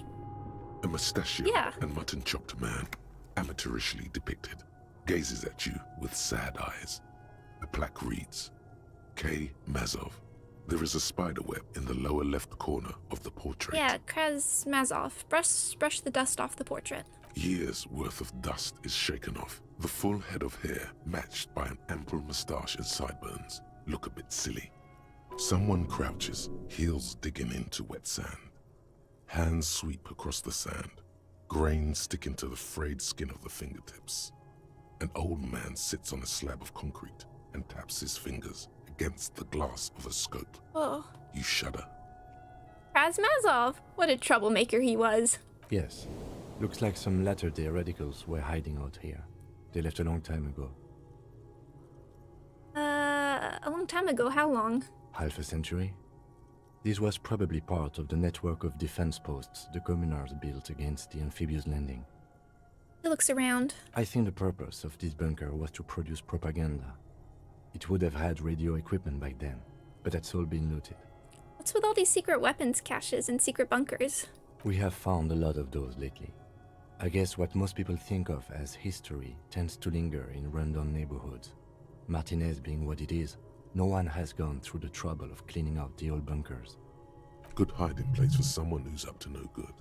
Maybe I should move in here. Seems cozy. I won't stand in your way, but only after we're through with this case. I mean, I guess.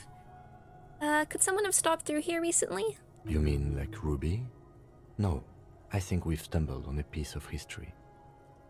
Let's go.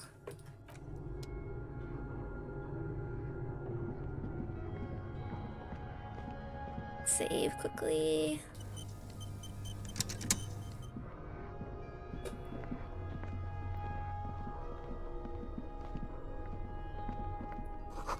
Blueprints in the sand. One of the souls appears more worn than the other.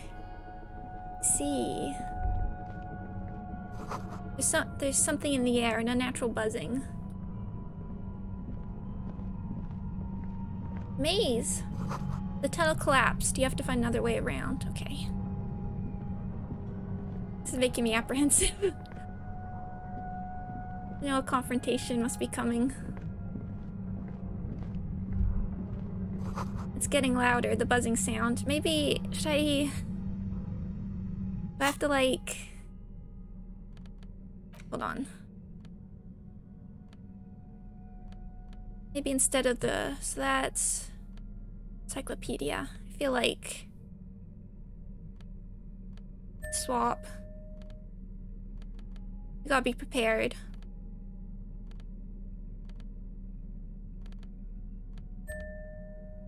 Yeah. I don't know what we need here, but we can spend points in conversation, so that's what I'm rolling on with. There it is again, like a swarm of hornets buzzing under your scalp. A strange tingling you can almost smell. I know it's hard, but try to avoid reloading. Okay, I'll take it. Lieutenant, do you feel something? No. What do you mean? A pain, a strange tingling. I don't feel it, but we should still be careful. There were footprints back there, and I'm pretty sure they were fresh. Hold on, you really don't feel anything? No, but you are the sensitive one. Yeah. It's not a quib. The situation is dangerous. He trusts your gut feeling on this.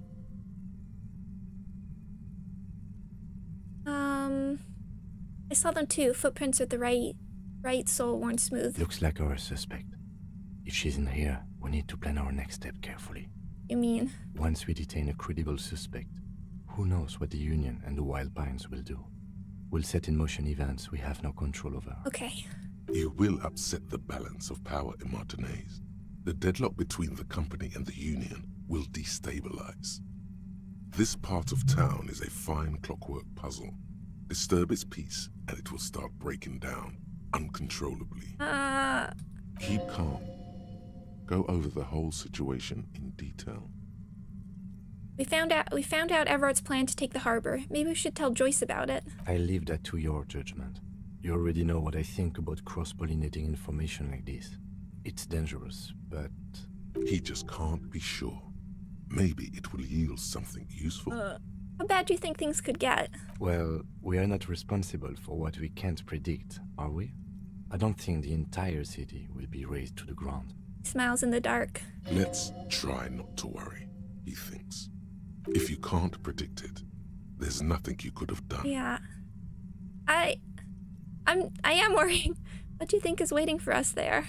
I think I see a cavern. Oh. Maybe more cellars? I think we've been careful enough. We still have the element of surprise. I wouldn't be so sure. You haven't exactly been sneaking. Or maybe not.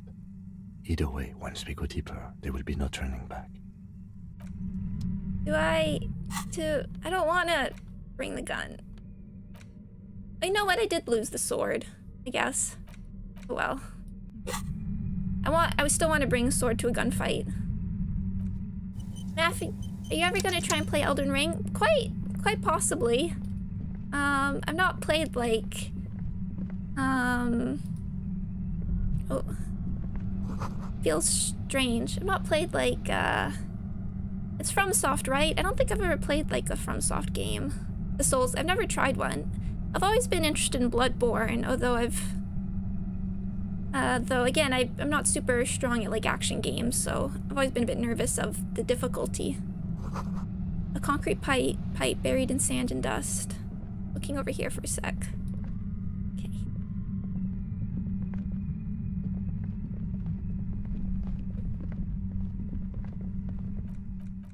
Save again. Okay, here we go. Suddenly, your entire body is paralyzed. Aggressive white noise fills your skull. A strange pain, like you've never felt before. Through the static, you hear a woman's voice. It's like 1,000 radio stations are being blasted into your head all at once. But her words are the only ones you can make out. What? I know you're feeling pretty uncomfortable right now. Don't move too much or fight it. That'll just make it worse. Says the shadowy figure by the machine. Can't say it's a pleasure, officer. I was really hoping not to make your acquaintance. But here we are. Guess this is the pale emitter. This is not very Ganbaruby. The voice coming through the whirlwind of pain is not malicious. She doesn't want to hurt you, but she has to. Doesn't wish to hurt you, not according to your ear canals. Wait, no, not even your ear canals. This is going directly into your neural pathways. Over your ears. No, buddy, Oh. that's not going to help. You can't shield yourself from this. It's an entirely new type of experience. Way worse than all the previous ones. I don't have many health items. Don't focus on the pain. Focus on doing your job. Tell her she's under arrest. You're under arrest. Really now?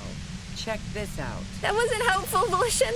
You're overwhelmed with a new surge of violent static.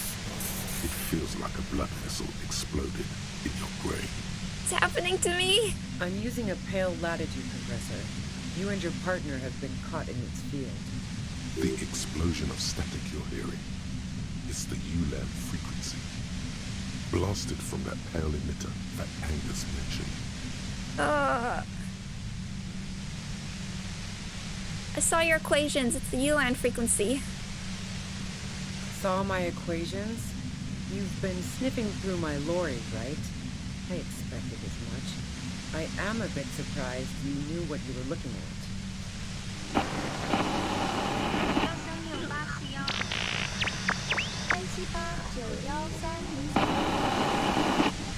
You should probably check on Kim.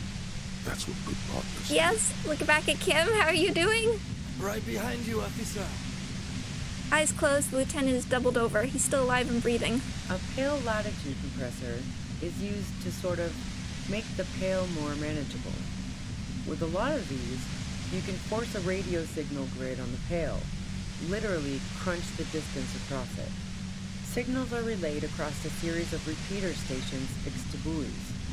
Not a fun job manning those stations. All alone out there in the pale, people lose their minds in just a few years.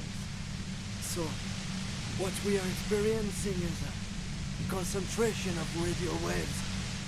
He gestures towards something with great effort. Precisely.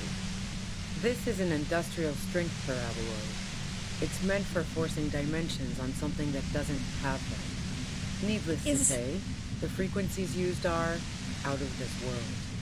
At the upper limit is the large prime number generator station. It's used specifically for pale latitude compression. That's why you may be hearing some numbers. But you might also hear, or think you're hearing, local radio chatter. She's been holed up in here for a while with no one to talk to. Keep her talking, and you just might get an opportunity to break loose. How did you get your hands on this thing? I built it myself. He nods towards her torture device. And she's proud of it too, as she ought to be. This is way beyond your abilities. That's illegal. I'm guessing it's patented. But we are beyond that, aren't we? Yeah.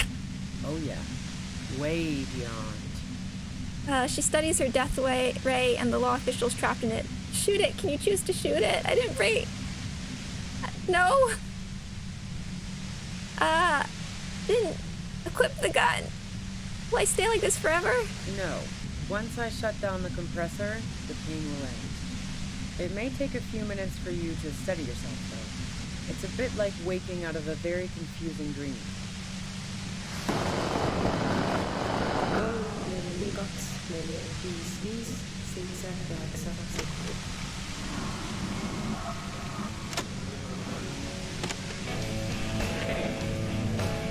Okay.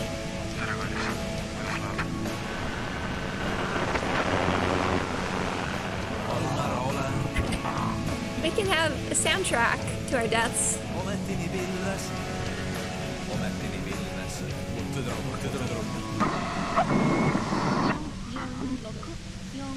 This is awesome, though. Have you experienced the compressor yourself? Yeah, I stuck my head in there before using it on you. It seemed like the ethical thing to do. Can't say that I enjoyed it. The field was weaker, but I can imagine what you're going through. This is all great, but let's talk about the man who was killed. Yeah, let's not talk about that shit. You were hunting me and fell into my trap instead. That's all there is to say about it. So she thinks of you as hunters, not the cops, and of herself merely as prey. Please, could you just turn it down so I can ask something? If you've got something really important to say, you can do it through the white noise.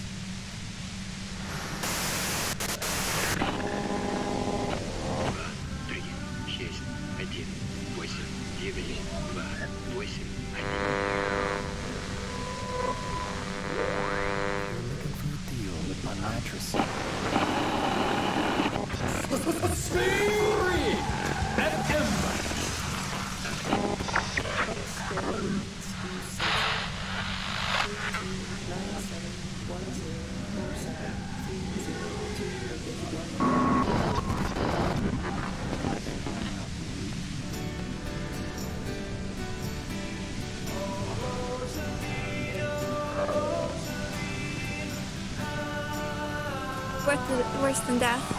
Damn this. The lieutenant clutches his head, grimacing. God damn it. Regards you and Kim with sudden sympathy. Fine. If you really want to talk, I can dial it down. I've also got a gun, by the way. Okay, we can talk. She steps reluctantly out of the shadows. The pain lessens. The gun she's carrying is a 2-barreled front loader, not like a murder weapon. Okay. Well, it doesn't feel much better, but she can form sentences now.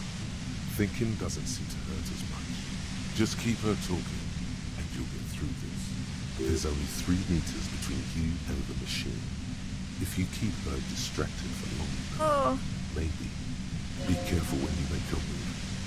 That'll be it for questions. Bide your time.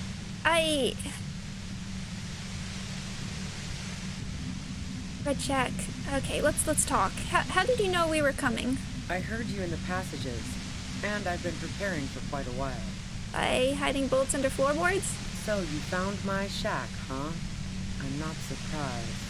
Her tone is bitter. She thinks she's been betrayed. She didn't rat you out, by the way, Isabel, the washerwoman. So nice. That's one knife I didn't want to find in my back. As opposed to the other knives she's finding there now. Hardy for one.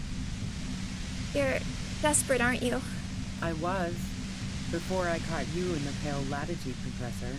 I'm fine now. That's her admitting the bullet was an emergency exit. Yeah. It was dark in the shed. The waves outside had calmed down. She looked at the loaded gun. Then she cracked the barrel open and took the bullet out. Not today. Okay. Did you shoot Lely? No, I didn't do it. I only helped stage the lynching. Though I doubt that makes much of a difference to you. It kind of does. So she says she didn't do it, and she doesn't trust you. Is it you specifically, or the citizens' militia that she distrusts? Who ratted me out, by the way? Was it Titus? No, he wouldn't have broken first. When I threatened to arrest her, Classy broke. She told me everything. Oh. Well, I guess I always knew she was a survivor above all else. Well, all those options ratted her out, though I'd rather not tell her. But she couldn't have known I was on the coast. How did you find me?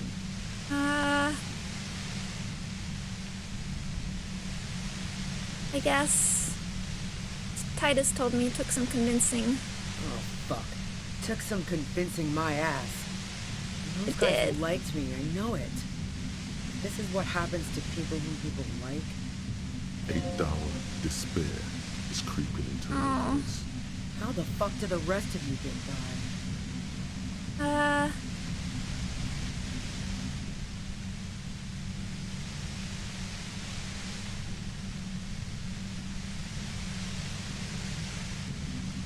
Honestly, I don't know how I do it. I don't want to be too aggressive. I just stumbled in here. Can you please explain this to me?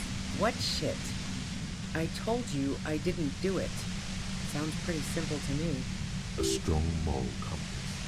She still wants the opportunity to make a case for Okay. herself. Did you leave any flowers for Classy on the roof? No. Gifts of flowers and candy aren't really my style. They weren't just flowers, they were symbols of revolution. So now I'm leaving revolutionary symbols around? Come on. Classy was mourning. I never did understand why, when someone dies, a hothouse's worth of flowers has to die too. Okay, so you didn't leave Maybells. No, I did not. Would you say that Lily was a likable person? I didn't like him. Hardened mercenaries aren't particularly likable types. I'm scared to ask a lot of these, especially because I don't have the health.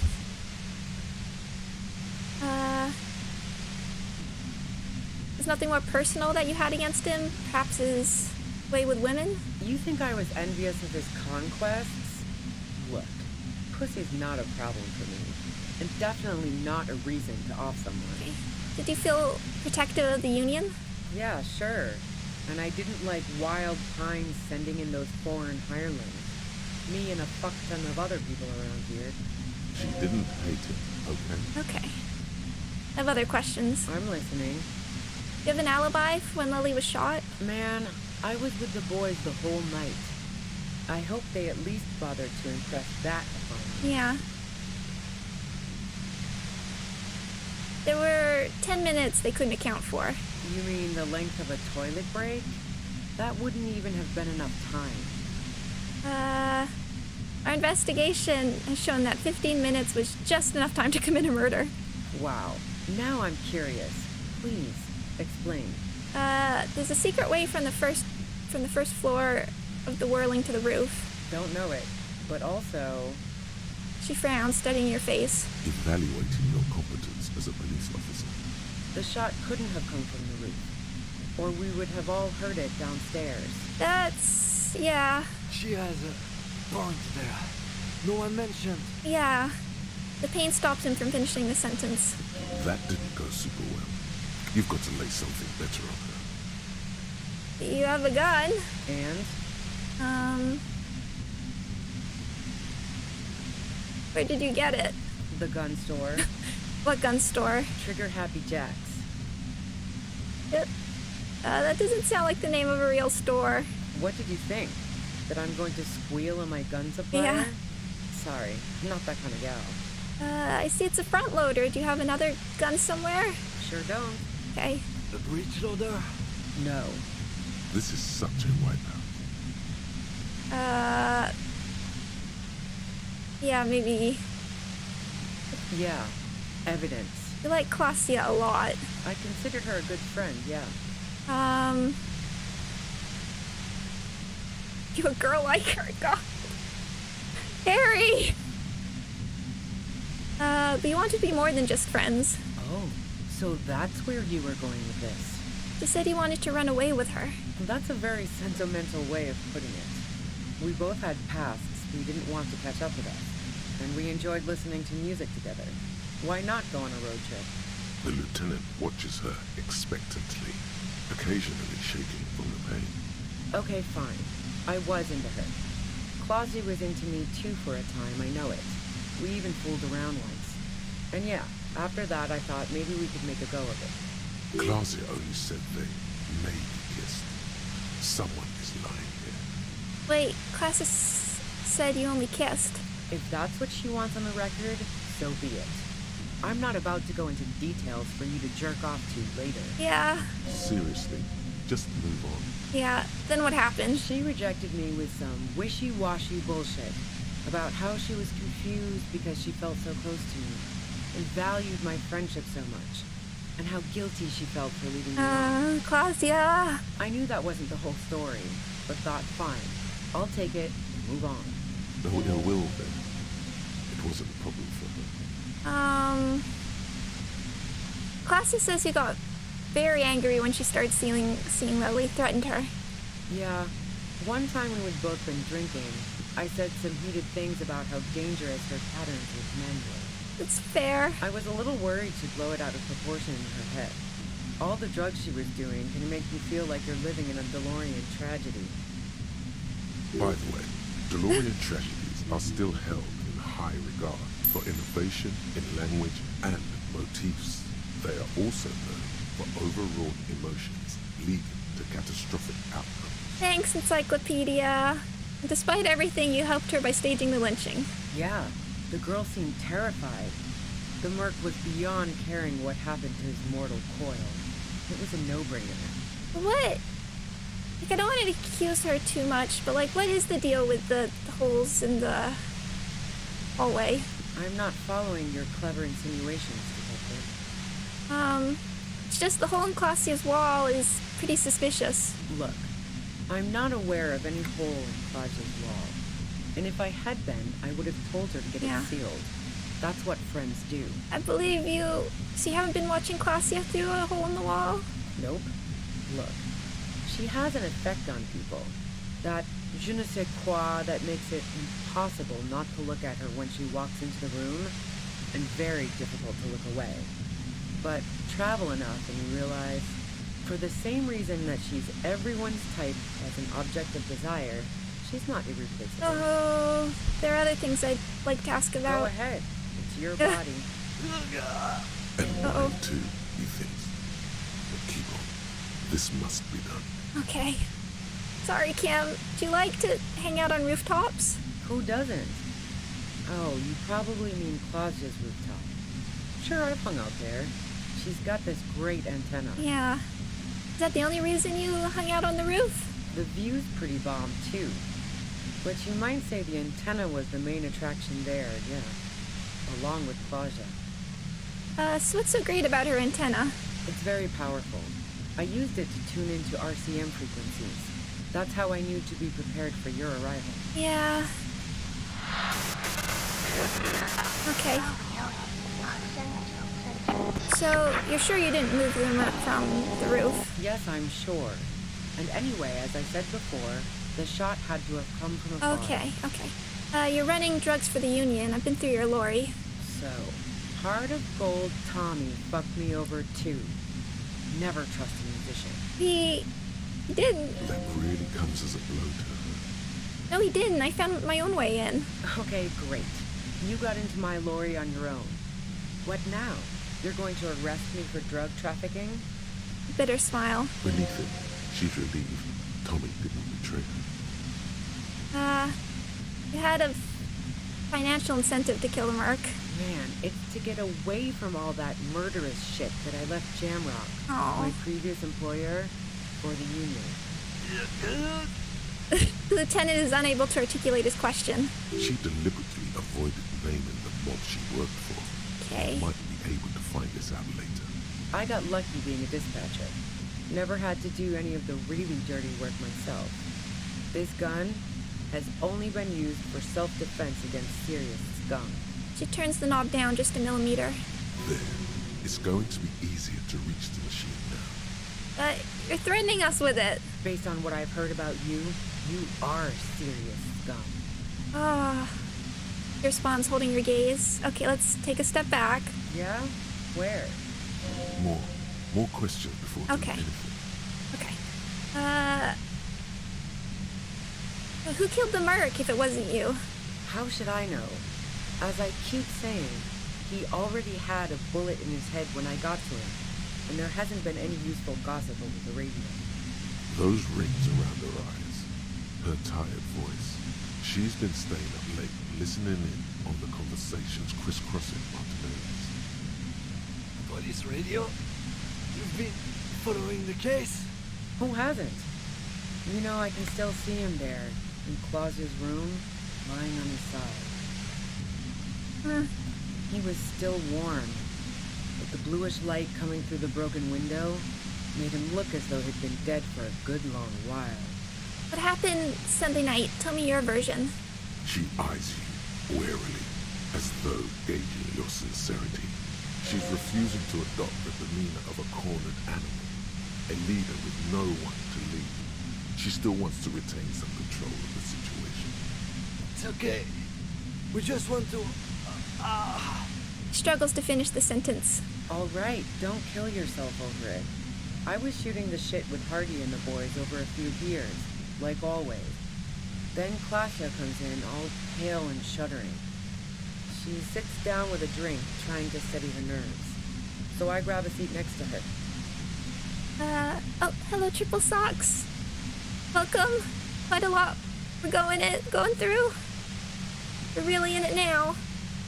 Wait, did she also seem high to you? Oh yeah, super. But I didn't think too much of it at first. I'd seen her party hard before. Vasya said you knew something was wrong immediately. No, I really didn't. She's not that easy to read. I just assumed she'd done too much blow. It wouldn't be a first for her. But no such luck. She was in some deep shit. She asked me to come upstairs. The merc she'd been going with was lying on the bedroom floor, dead. I knew she couldn't get the authorities involved, so yeah. You made it look like he'd been hanged. Wow. Klassia said you seemed to have a plan prepared when you got there. What? No. Faking a lynching was her idea. Klassia! Her idea? Yeah, in cold blood. It really surprised me how quickly she was able to get a hold of herself once we got up there. It was like she was another person. The party girl was gone. Klassia! She asked me to help her drag him into the shower so she could wind the shower head around his neck to fake lividity. Then she dressed him while I went to get the Hardy Boys. Claudia knew exactly what she was doing. You can't remain calm under pressure otherwise. Showerhead, resourceful. Yeah. I wasn't sure whether to admire her or be disturbed. Do you think she killed Lily herself? As I keep telling you cops, we didn't hear anything downstairs. No gunshot, nothing. Yeah. But even if this is true, weren't you worried the lynching might lead to... The lieutenant forces himself to finish the sentence. War? The thought crossed my mind. But the mercenary's death was going to have repercussions either way. Although the way things are going... She doesn't want to talk about this, but not because she has something to hide. She doesn't want the guilt. Fuck it. I'm not responsible for these people after what they did to me. Hey, going up. If you didn't kill him, why hide? I saw you roll into town. I wasn't about to stick around for questioning by a goddamn La Puta Madre agent. What? What? So this is what she was scared to tell Titus. This cop. What do you mean, La Puta Madre agent? Yes. You. Everyone says you're his peon. His human can opener. No! Through the sudden champagne in your head, you hear the lieutenant mumble something to himself. That's not gonna help with my check. Fucking hell. And why me? Uh-oh. Hears through the white noise. It's especially bad suddenly. Felt like a vein exploded. Who's everyone? How'd you know this? Everyone in Jamrock. The cops, the criminals. Why do you think I'm holed up in here with a goddamn death ray waiting for me? If she knows that about you, she must know your real name too. Okay. Tell me, what's my name? If you know that about me, you must know my name. Harry Dubois. One corrupt motherfucker with the disco pants and a funny tie. Agent to La Puta Madre. What? It's hairier, but... Did someone mention a fucked up tie? I call bullshit! You're too crazy to be corrupt! So she knows your name. That doesn't mean you're on the tape. Criminals make up bogeyman stories about cops all the time. All of this just means that you're effective. Criminals know you and are scared of you. Yeah. La puta madre. I've heard of La puta madre. He's dangerous, right? Is that a joke or a threat? I'm guessing both. No, that was a real question. Yeah, sure. She doesn't believe it.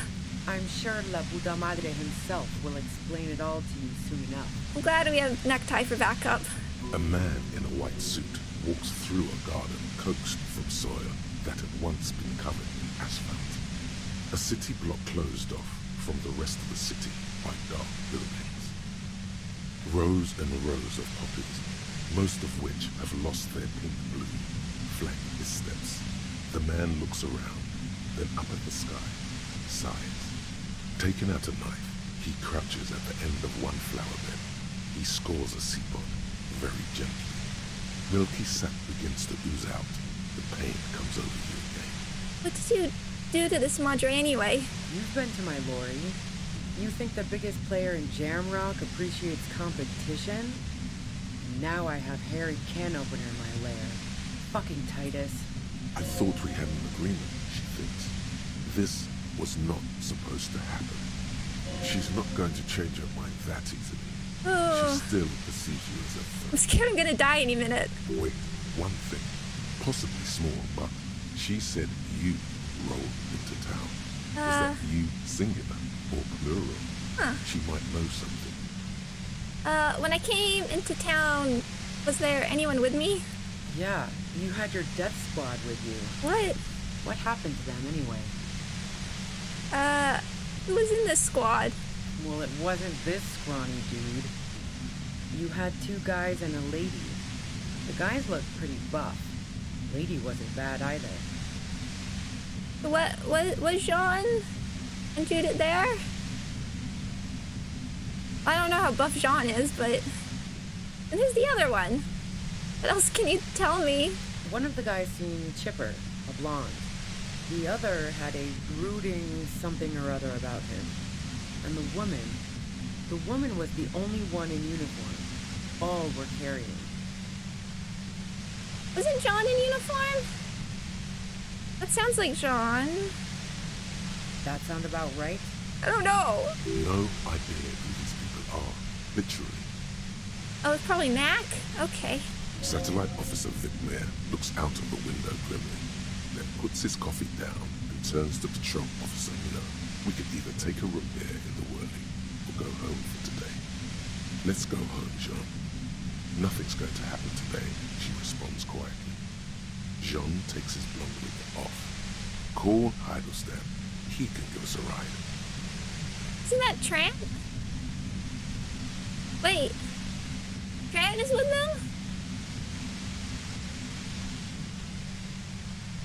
The chipper blonde. Trant was with them? Trant's with them? Trant's a police officer? Why isn't he saying... What? Why is he chilling with his kid if he's on a case?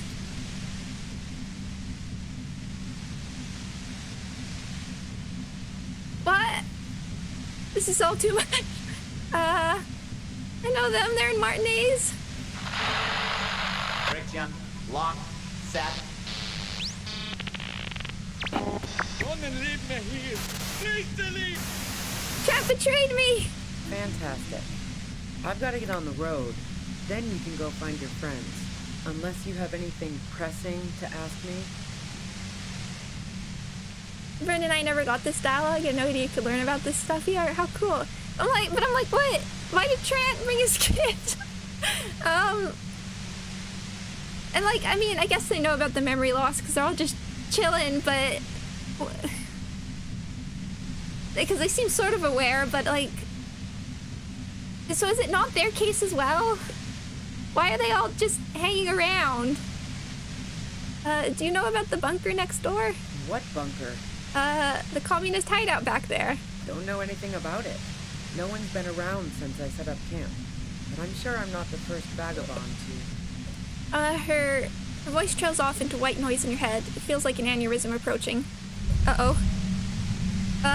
You feel something in your chest. Uh-oh. An unnatural pressure. It's spreading to your left arm. Your jaw. So I'm guessing this is bad. Very, very bad. This is the end. Bad. Try to remain conscious. All you feel is pain and weakness. You have to surrender now. We all do. It gets so dark. You don't even see her face. Like you always thought you would. You only see pain and fear.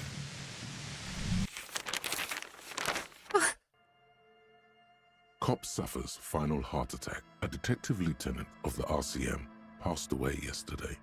His death, though abrupt, did not come as a surprise to those who knew him. He was the heaviest drinker I'd ever met. Captain Ptolemy Price, the deceased superior officer, commented, "That ain't easy on the ticker." He loved his liquor, sure, said Detective Chester McLean, friend and colleague. But I think before he ever had a heart attack, his heart was broken. According to an official statement given by the RCM, the officer was on the brink of solving a murder case.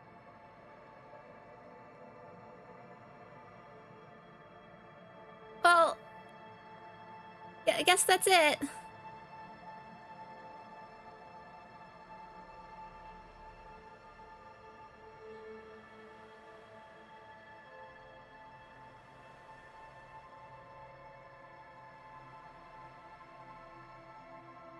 Hey, just kidding. Okay.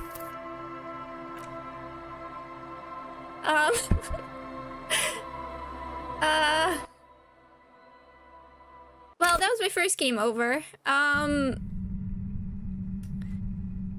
So, I think we're gonna take a little detour. Will you spend point? Yes, I will, but I think I'm also just gonna... Yes, I will, but I don't have that much room for pain threshold, I think. Yeah. So I don't think we're gonna make a huge difference. So I'm also just gonna, if you don't mind, just make a quick run and grab some more healing items. Exactly. Right, endurance. But pain threshold was the check. I have more money than I know what to do with, so I feel like that... Oh, right here. It was better than 0. But I feel like I'd rather spend the money on... Oh, that's so subtle. What? Hold on. Trant, tell me what you saw and tell me what you know. I have a flashlight. Hello again. Why? What do you know? Why did you bring your kid?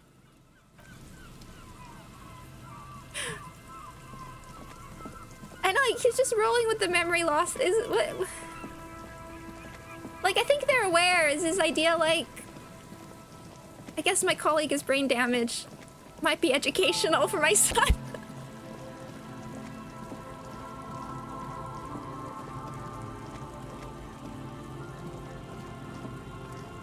They can see what other clothes I have that might be helpful, like endurance and pain threshold. Okay. We can teleport.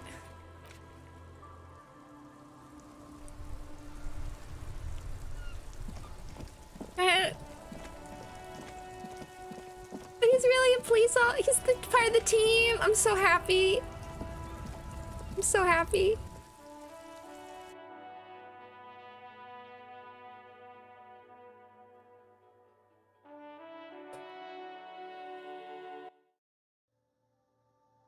Probably keeping tabs. That's... Wait, where's the medicine? Oh. Is it... Just the medicine? A colorful display. Again, wait, I'm no. obliged to inform you. Nope. To the left of some... Wait, which is the medicine? Oh, here. A small cabinet on the wall is filled... Okay, here. Okay, here. Okay, here. Okay, here. Okay, here. Okay, here. Okay, here. Okay, here. Okay, here. Okay, here. I hope Saint Baptiste makes you feel better or something. Just an Okay, here. I hope Okay. Saint Baptiste makes you feel. Okay, we're a bit more prepared. Okay, here.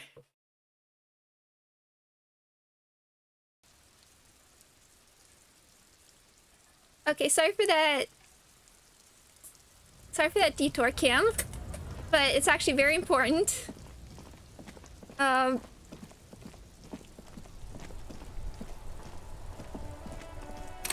Wait. It's actually very, very important.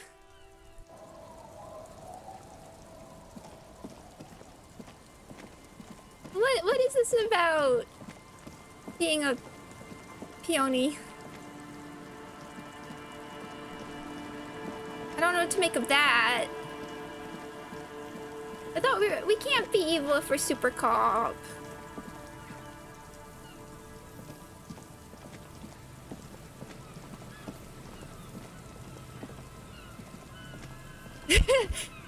Stop. Yeah, I did think about the weird stuff Kim must see. To the drugstore and then bought a ton of drugs. Oh, maybe I should have bought some alcohol because I still think we can give more to Idiot Doom Spiral. Oh, rats. Or mice. Okay, it was around here. Oh, actually, one sec. Can we tell him how old we are? Yes? No, we can tell him about the boots, which we're still not. Okay. Let's... Oh. Yes, we can do... See, wait, actually, what can we wear? Physical instrument. What do we have for half-light? Physical instrument endurance. I guess we can. I like my coat. Oh, pain threshold. I'm not getting rid of necktie though. It's too important. Composure.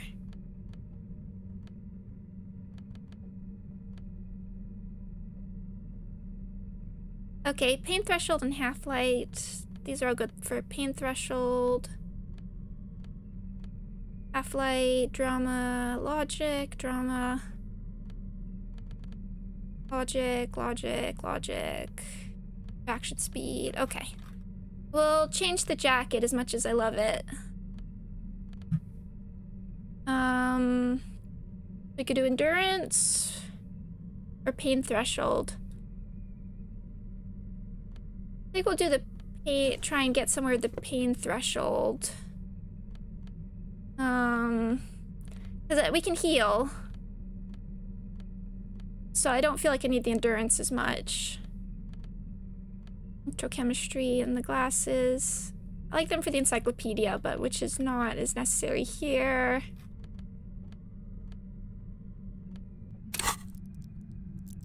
Pain threshold up to 4. Rivers is still okay. Or drama. Rita Quartz is still good. Okay, we'll see what we get from here.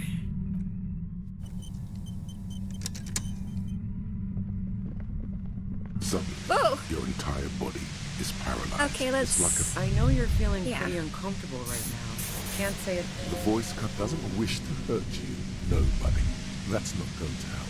Yeah, legendary you can't failure. shield yourself from this. Don't focus on the pain. Focus on doing it. Really? You're overwhelmed Okay, yeah, with that's a not new good. surge of I'm using it. the X blasted from that pale emitter that Angus mentioned. Wow. Check out the big brains on you. Okay, we're You doing... should probably check on Kim. Back at Kim! Right behind you, officer. A pale lattice signals are So, precisely at the upper limit. She's been holed up in here for a while, I built it myself. and she's... that's a leak. Oh yeah. No. Hey! Yeah. I thought. Yeah. So she thinks of you as hum. If you've got. Turn. God damn it. Fine. If you really want to. The gun she's kept well, it doesn't feel much better, but she can form sentences now. Just keep her. There's Okay. only 3. Be careful when you make your move.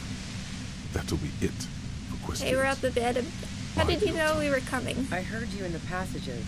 So you Her tone is bitter, so nice. as opposed Okay. to the other nun. I was. That's her. It was dark in the shed. No. So she said, Who ratted me out, by the way? Oh, but she couldn't have known I was on the coast. Oh, fuck. Trying to do the same stuff I did before. How the fuck did the rest of you get by?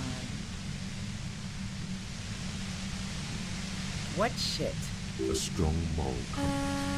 She's. I didn't like him. Pardon, you think I was envious? Yeah, sure. She didn't hate it, okay? I'm listening. Man, I was with the boys the whole... You mean the length of a toilet break? Wow. Now I'm curious. Don't know it. Okay. The shot couldn't have... She has a... That didn't go super. And? The gun stole. Trigger Happy Jacks. What did you think? That I'm going to squeal? Sure does. No. Okay, yeah. Yeah. And I considered her a good friend, yeah. Oh. That's a very... The lieutenant. Okay, fine. I was into her. Claudia, she rejected... I knew that was... No ill will there. Yeah, I was a little... By the way, DeLorean tragedies are still held. Okay, thank you, The Encyclopedia. girl I'm not following your clever insinuation. Look. Nope. For the same reason that she's... Go ahead. It's stressing me out. You like to hang out on rooftops? Who doesn't? Oh, you probably... The view's... It's very... Yes, I'm sure. No. Gifts of flowers and... So now I never did... No, I Okay, did there's not. a skill point. So...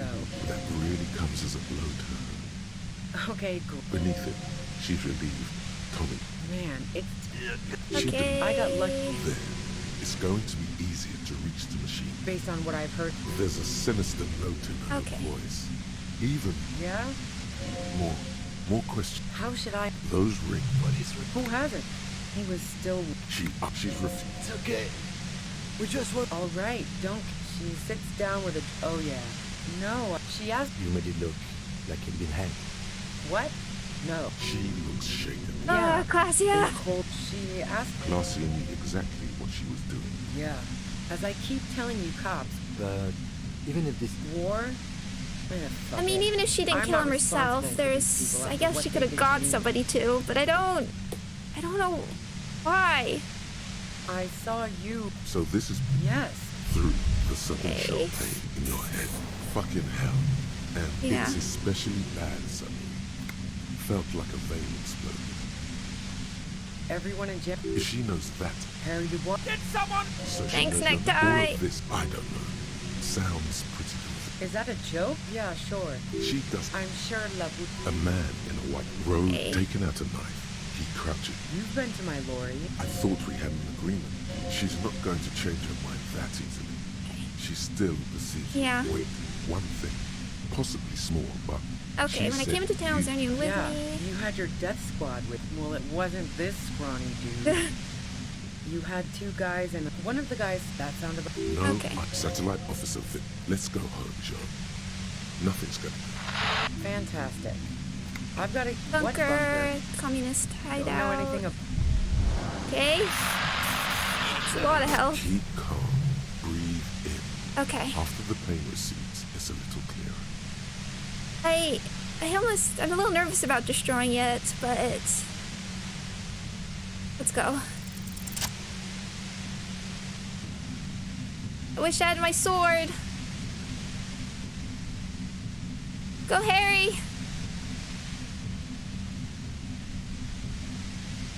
This is not a sneak attack. You did it. The compressor lies broken on its side. It's quiet in your head again. It still hurts like hell, but... Are you okay? You okay, Kim? All good, officer. Be careful. Lieutenant Hunch is recovering. She looks at the machine, assessing the damage. Her hand trembles. I didn't really want, to destroy it, but I don't see us getting anywhere without being able to talk properly. Oh, fuck it. No, no, no, no, no!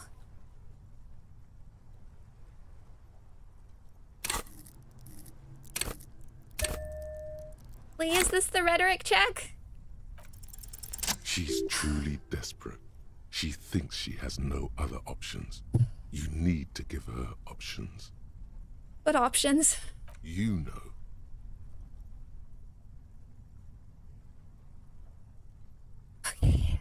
Maybe I can still talk her out of it? This is how you talk her out of it. It's the only scenario in which she lives. Please, just walk away. She stares at you, frozen, the gun still in her mouth, eyes filled with dark intensity. Then something shifts in her. Gratitude, doubt. She's still ready to go. Glad you passed that one. Okay, I can see where failing that would be bad. Her neck and shoulders relax, and her grip on the gun loosens. You don't have to do this. You're not cornered. I'm letting you go. Day of miracles. I'll take it. She says, pulling the gun out of her mouth, eyes still fixed on you. Then she turns her gaze to the tunnel behind you. She runs past you, then past the lieutenant, and disappears into the darkness of the tunnel. Good call. Okay. You sure? Yeah, I'm sure. I would have done the same had I not been incapacitated. He couldn't take it like you. It irks him. Then he gets over it. I think she didn't do it. Her tent. We should check it out. Okay.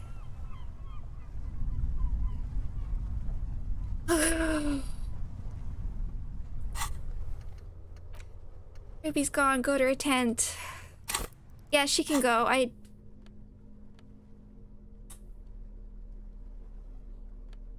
Oh, goodness gracious me.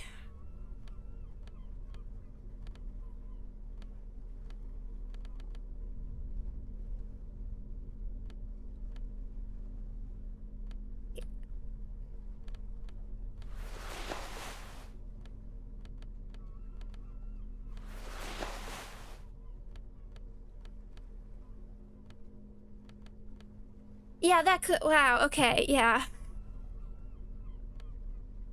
Lot going on there. I'm still not quite sure how to. We need to have another talk. We do. We very much do.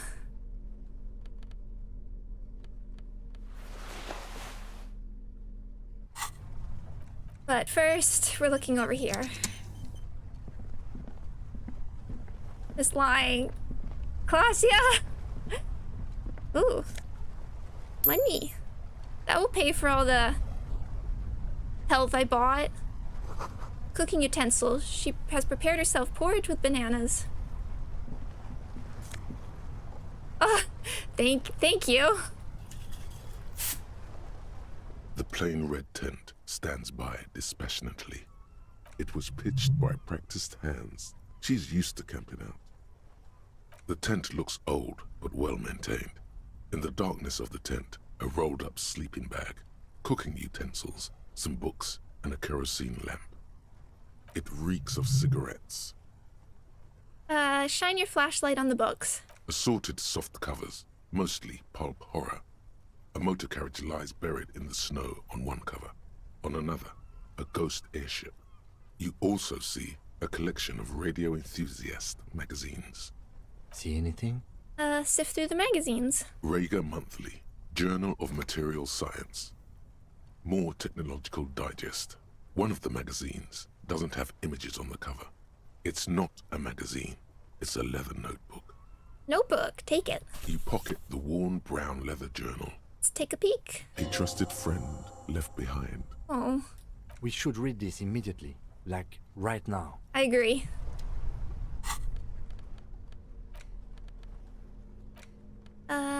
Ruby's journal. A well-loved journal with a brown leather cover with the brand name Schneller embossed on the back. It seems to have served as a loyal friend for a lonely traveler. A thick journal. The cover is worn like someone used to carry it around in their back pocket. Examine the cover. It's made of full-grain leather. The lower left corner of the back cover sports an embossed brand name. Schneller. Schneller is a stationery brand from Gottwald, beloved among architects and engineers. This universe is Moleskine. She's got good taste. and must have taken whatever she recorded here seriously. Unwind the strap. The journal falls open. About 2/3 of its ruled pages have been filled. Steady the handwriting. The large cursive of someone who writes quickly and confidently. Perhaps too confidently. Many phrases and even paragraphs have been crossed out, with tiny corrections scrawled above and in the margins. Okay, flip through the pages. It's a mix of logistical notes, diagrams, and personal reflections, all dated. This is like my sketchbook, which always ends up with, like, not just sketches, but, like, to-do lists, and also, a lot of notes for meetings. And, like, when I'm programming, I end up writing notes in there, too, just because it's the thing I always have closest that has a lot of blank paper. It's good she left in a hurry. We could learn a lot from this. What kind of logistics? Hard to tell exactly. It's mostly noted down in code. Looks like contact information, quantities, directions. There could be useful information about local operations in those notes. We have a junior sergeant at my station who's good with codes. I can give this to her after we finish this. What are the diagrams of? Esoteric radio technology. The most recent ones probably pertain to the latitude compressor, sketches, calculations of distance and density. You make out a familiar spiral shape. Anything personal? Short, wry observations of people and places. Probably a way to pass the time on the road. Also, what appears to be attempts to sort through some difficult decisions. There are a few passages with many questions in them. The way some of those question marks trail off into ellipses, she was going through a tough time. Staff issues, always tough on the leadership. You smell traces of betrayal. How far back do the entries go? The first entry is from August 2nd of last year. It reads simply, I know my position is precarious. All I can do is make myself as useful as I can while looking for a way out. Remember, no one is indispensable. What did she write about the day Lily died? Nothing on March 4th. March 5th, though, well, that's bound to come back and bite me in the ass. I'm bad at this. Loyal to a fault. But that's another matter entirely. You have no idea what she means. These are personal notes. Don't expect to understand all of it. So close. Anything about La Puta Madre? That name isn't mentioned as far as you can tell. Small wonder. Would you talk about La Puta Madre in your journal? You do see an M, though. La Puta Madre. M is mentioned on March 9th and March 15th. Trying to think if we know any other M's. Read the entry from March 9th first. Great. M's peon is coming to town. No doubt to investigate the lynching. But also, I feel it in my gut to finally put a bullet in my head while I'm napping in my lorry or on a smoke break. Well, I won't stick around just to twist my own neck by constantly looking over my shoulder. Then again, isn't that what I've been doing ever since I got the call? The call? Did M call her personally? Why? Were you supposed to find her? Even apart from the investigation, then? On M's request? No, you wouldn't do something like this. This must be a mistake. Are you sure this is a mistake? Look at me. Whatever you may look like, you don't feel like a hired assassin. Yeah. Like, I don't believe it, but, like, she certainly believes it. Read the entry from March 12th. Been holed up here for 3 days now. I'm used to being alone and all, but I don't know when I'll be able to leave. Or if I'll be ratted out. They will rat me out, of course. I've made it a point to believe in the best in people. The boys, for example. But experience tells me. Measure it? Did M feel truly betrayed by me? I was feeling threatened. He'd have to know if he threatened people, they'd take measures to protect themselves. Even I know that. Economic measures first of all. Gotta make a living, right? I can still hear his voice in the receiver. Taste the plastic. Mercenary?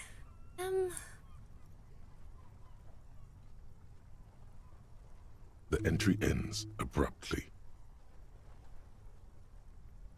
The call was a courtesy.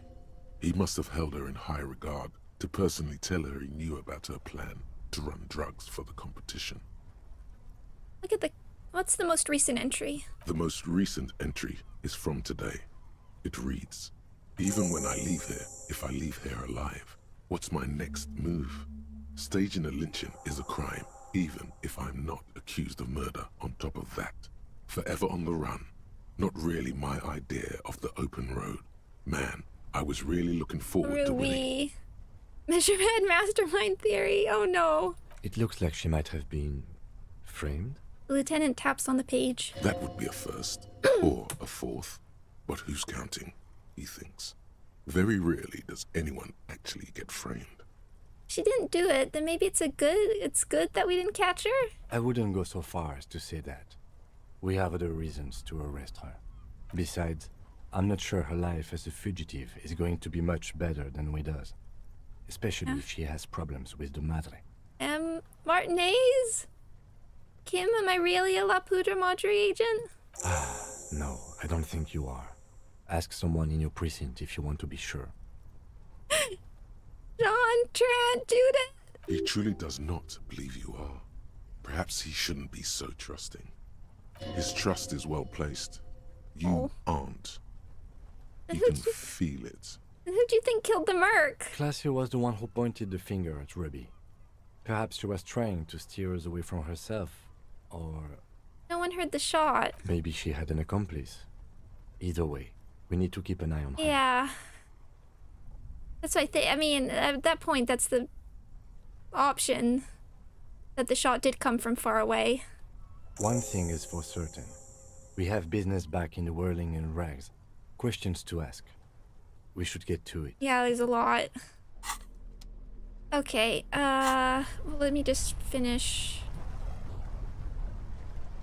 over here. Dark water trails into the distance. There's no way out. Okay. This looks like they forgot to texture something here. And we definitely looked at... The plain red tech, Okay, it was pitch. yeah. Let me just see over here quickly. Good for points. Speeds our fare. Call your station. Oh, if you call the station. Turn to whirling and rags. Okay. Okay. 40 points. I wish I could get that the Kim Likes You achievement, but I guess they don't track it after you hit like 10 or whatever. Now that achievements apparently fix themselves.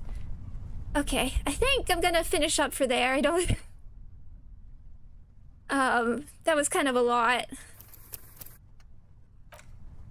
But I'm excited. That was a lot. I'm glad you're all here with me though. That was... What a cliffhanger. That was... a lot. I'm still, like, everything to do with the moralist quest is still making my head reel. Especially the like, there's so much world building in that. It really makes me curious what the other quests are, because so much going on. I mean, maybe let's leave. Too much math. No, we'll just save. Let me save with not very Ganbaruby.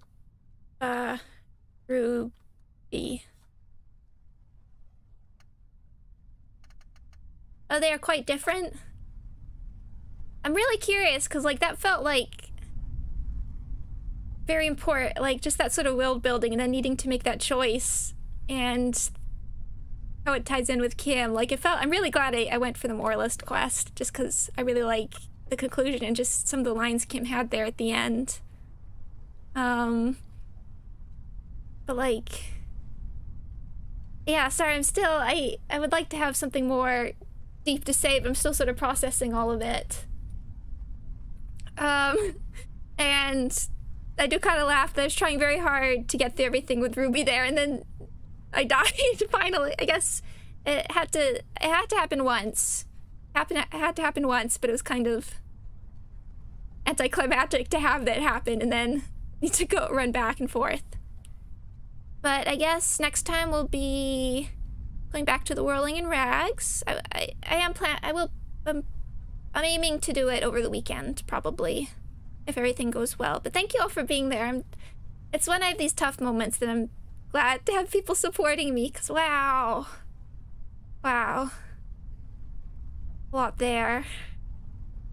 I'm glad I made that rhetoric check. Glad I made that rhetoric check at the end. Oh, big height? Is something big happening? Probably have more. Oh, do you think next time's gonna be the last live stream? Are we that close to the end? 1 or 2? Wow. I guess we don't have many things. Spirit is eternal. I guess these will happen as part of the quest, because nothing's really... I mean, we're ignoring that one, but they sort of happened. Yeah, and there's still some stuff we have to read. We haven't played the board game yet, and I haven't read the Heimdall books. So we still have those. I don't think you'll finish next time, but you're getting places. Okay, we'll see. But yeah, probably Sunday, and I'll do an earlier start time, because I know this isn't great for my European friends. But yeah, so I'm gonna finish up. But once again, thank you all for being here. I do really appreciate it. It's nice to meet you, Triple Socks. Thank you for the sub. A lot to process. I hope I can come up with something more to say about it last time. And thank you, Jack. Thank you, Lead. Thank you, Temperance. Thank you, everybody who was here. Be streaming Ruina on Friday, and quite excited for that, because it looks like we'll be getting something for the anniversary. So I hope everybody has a good rest of your week and start the weekend, and I'll see you whenever I see you. Okay, thank you so much. Bye-bye.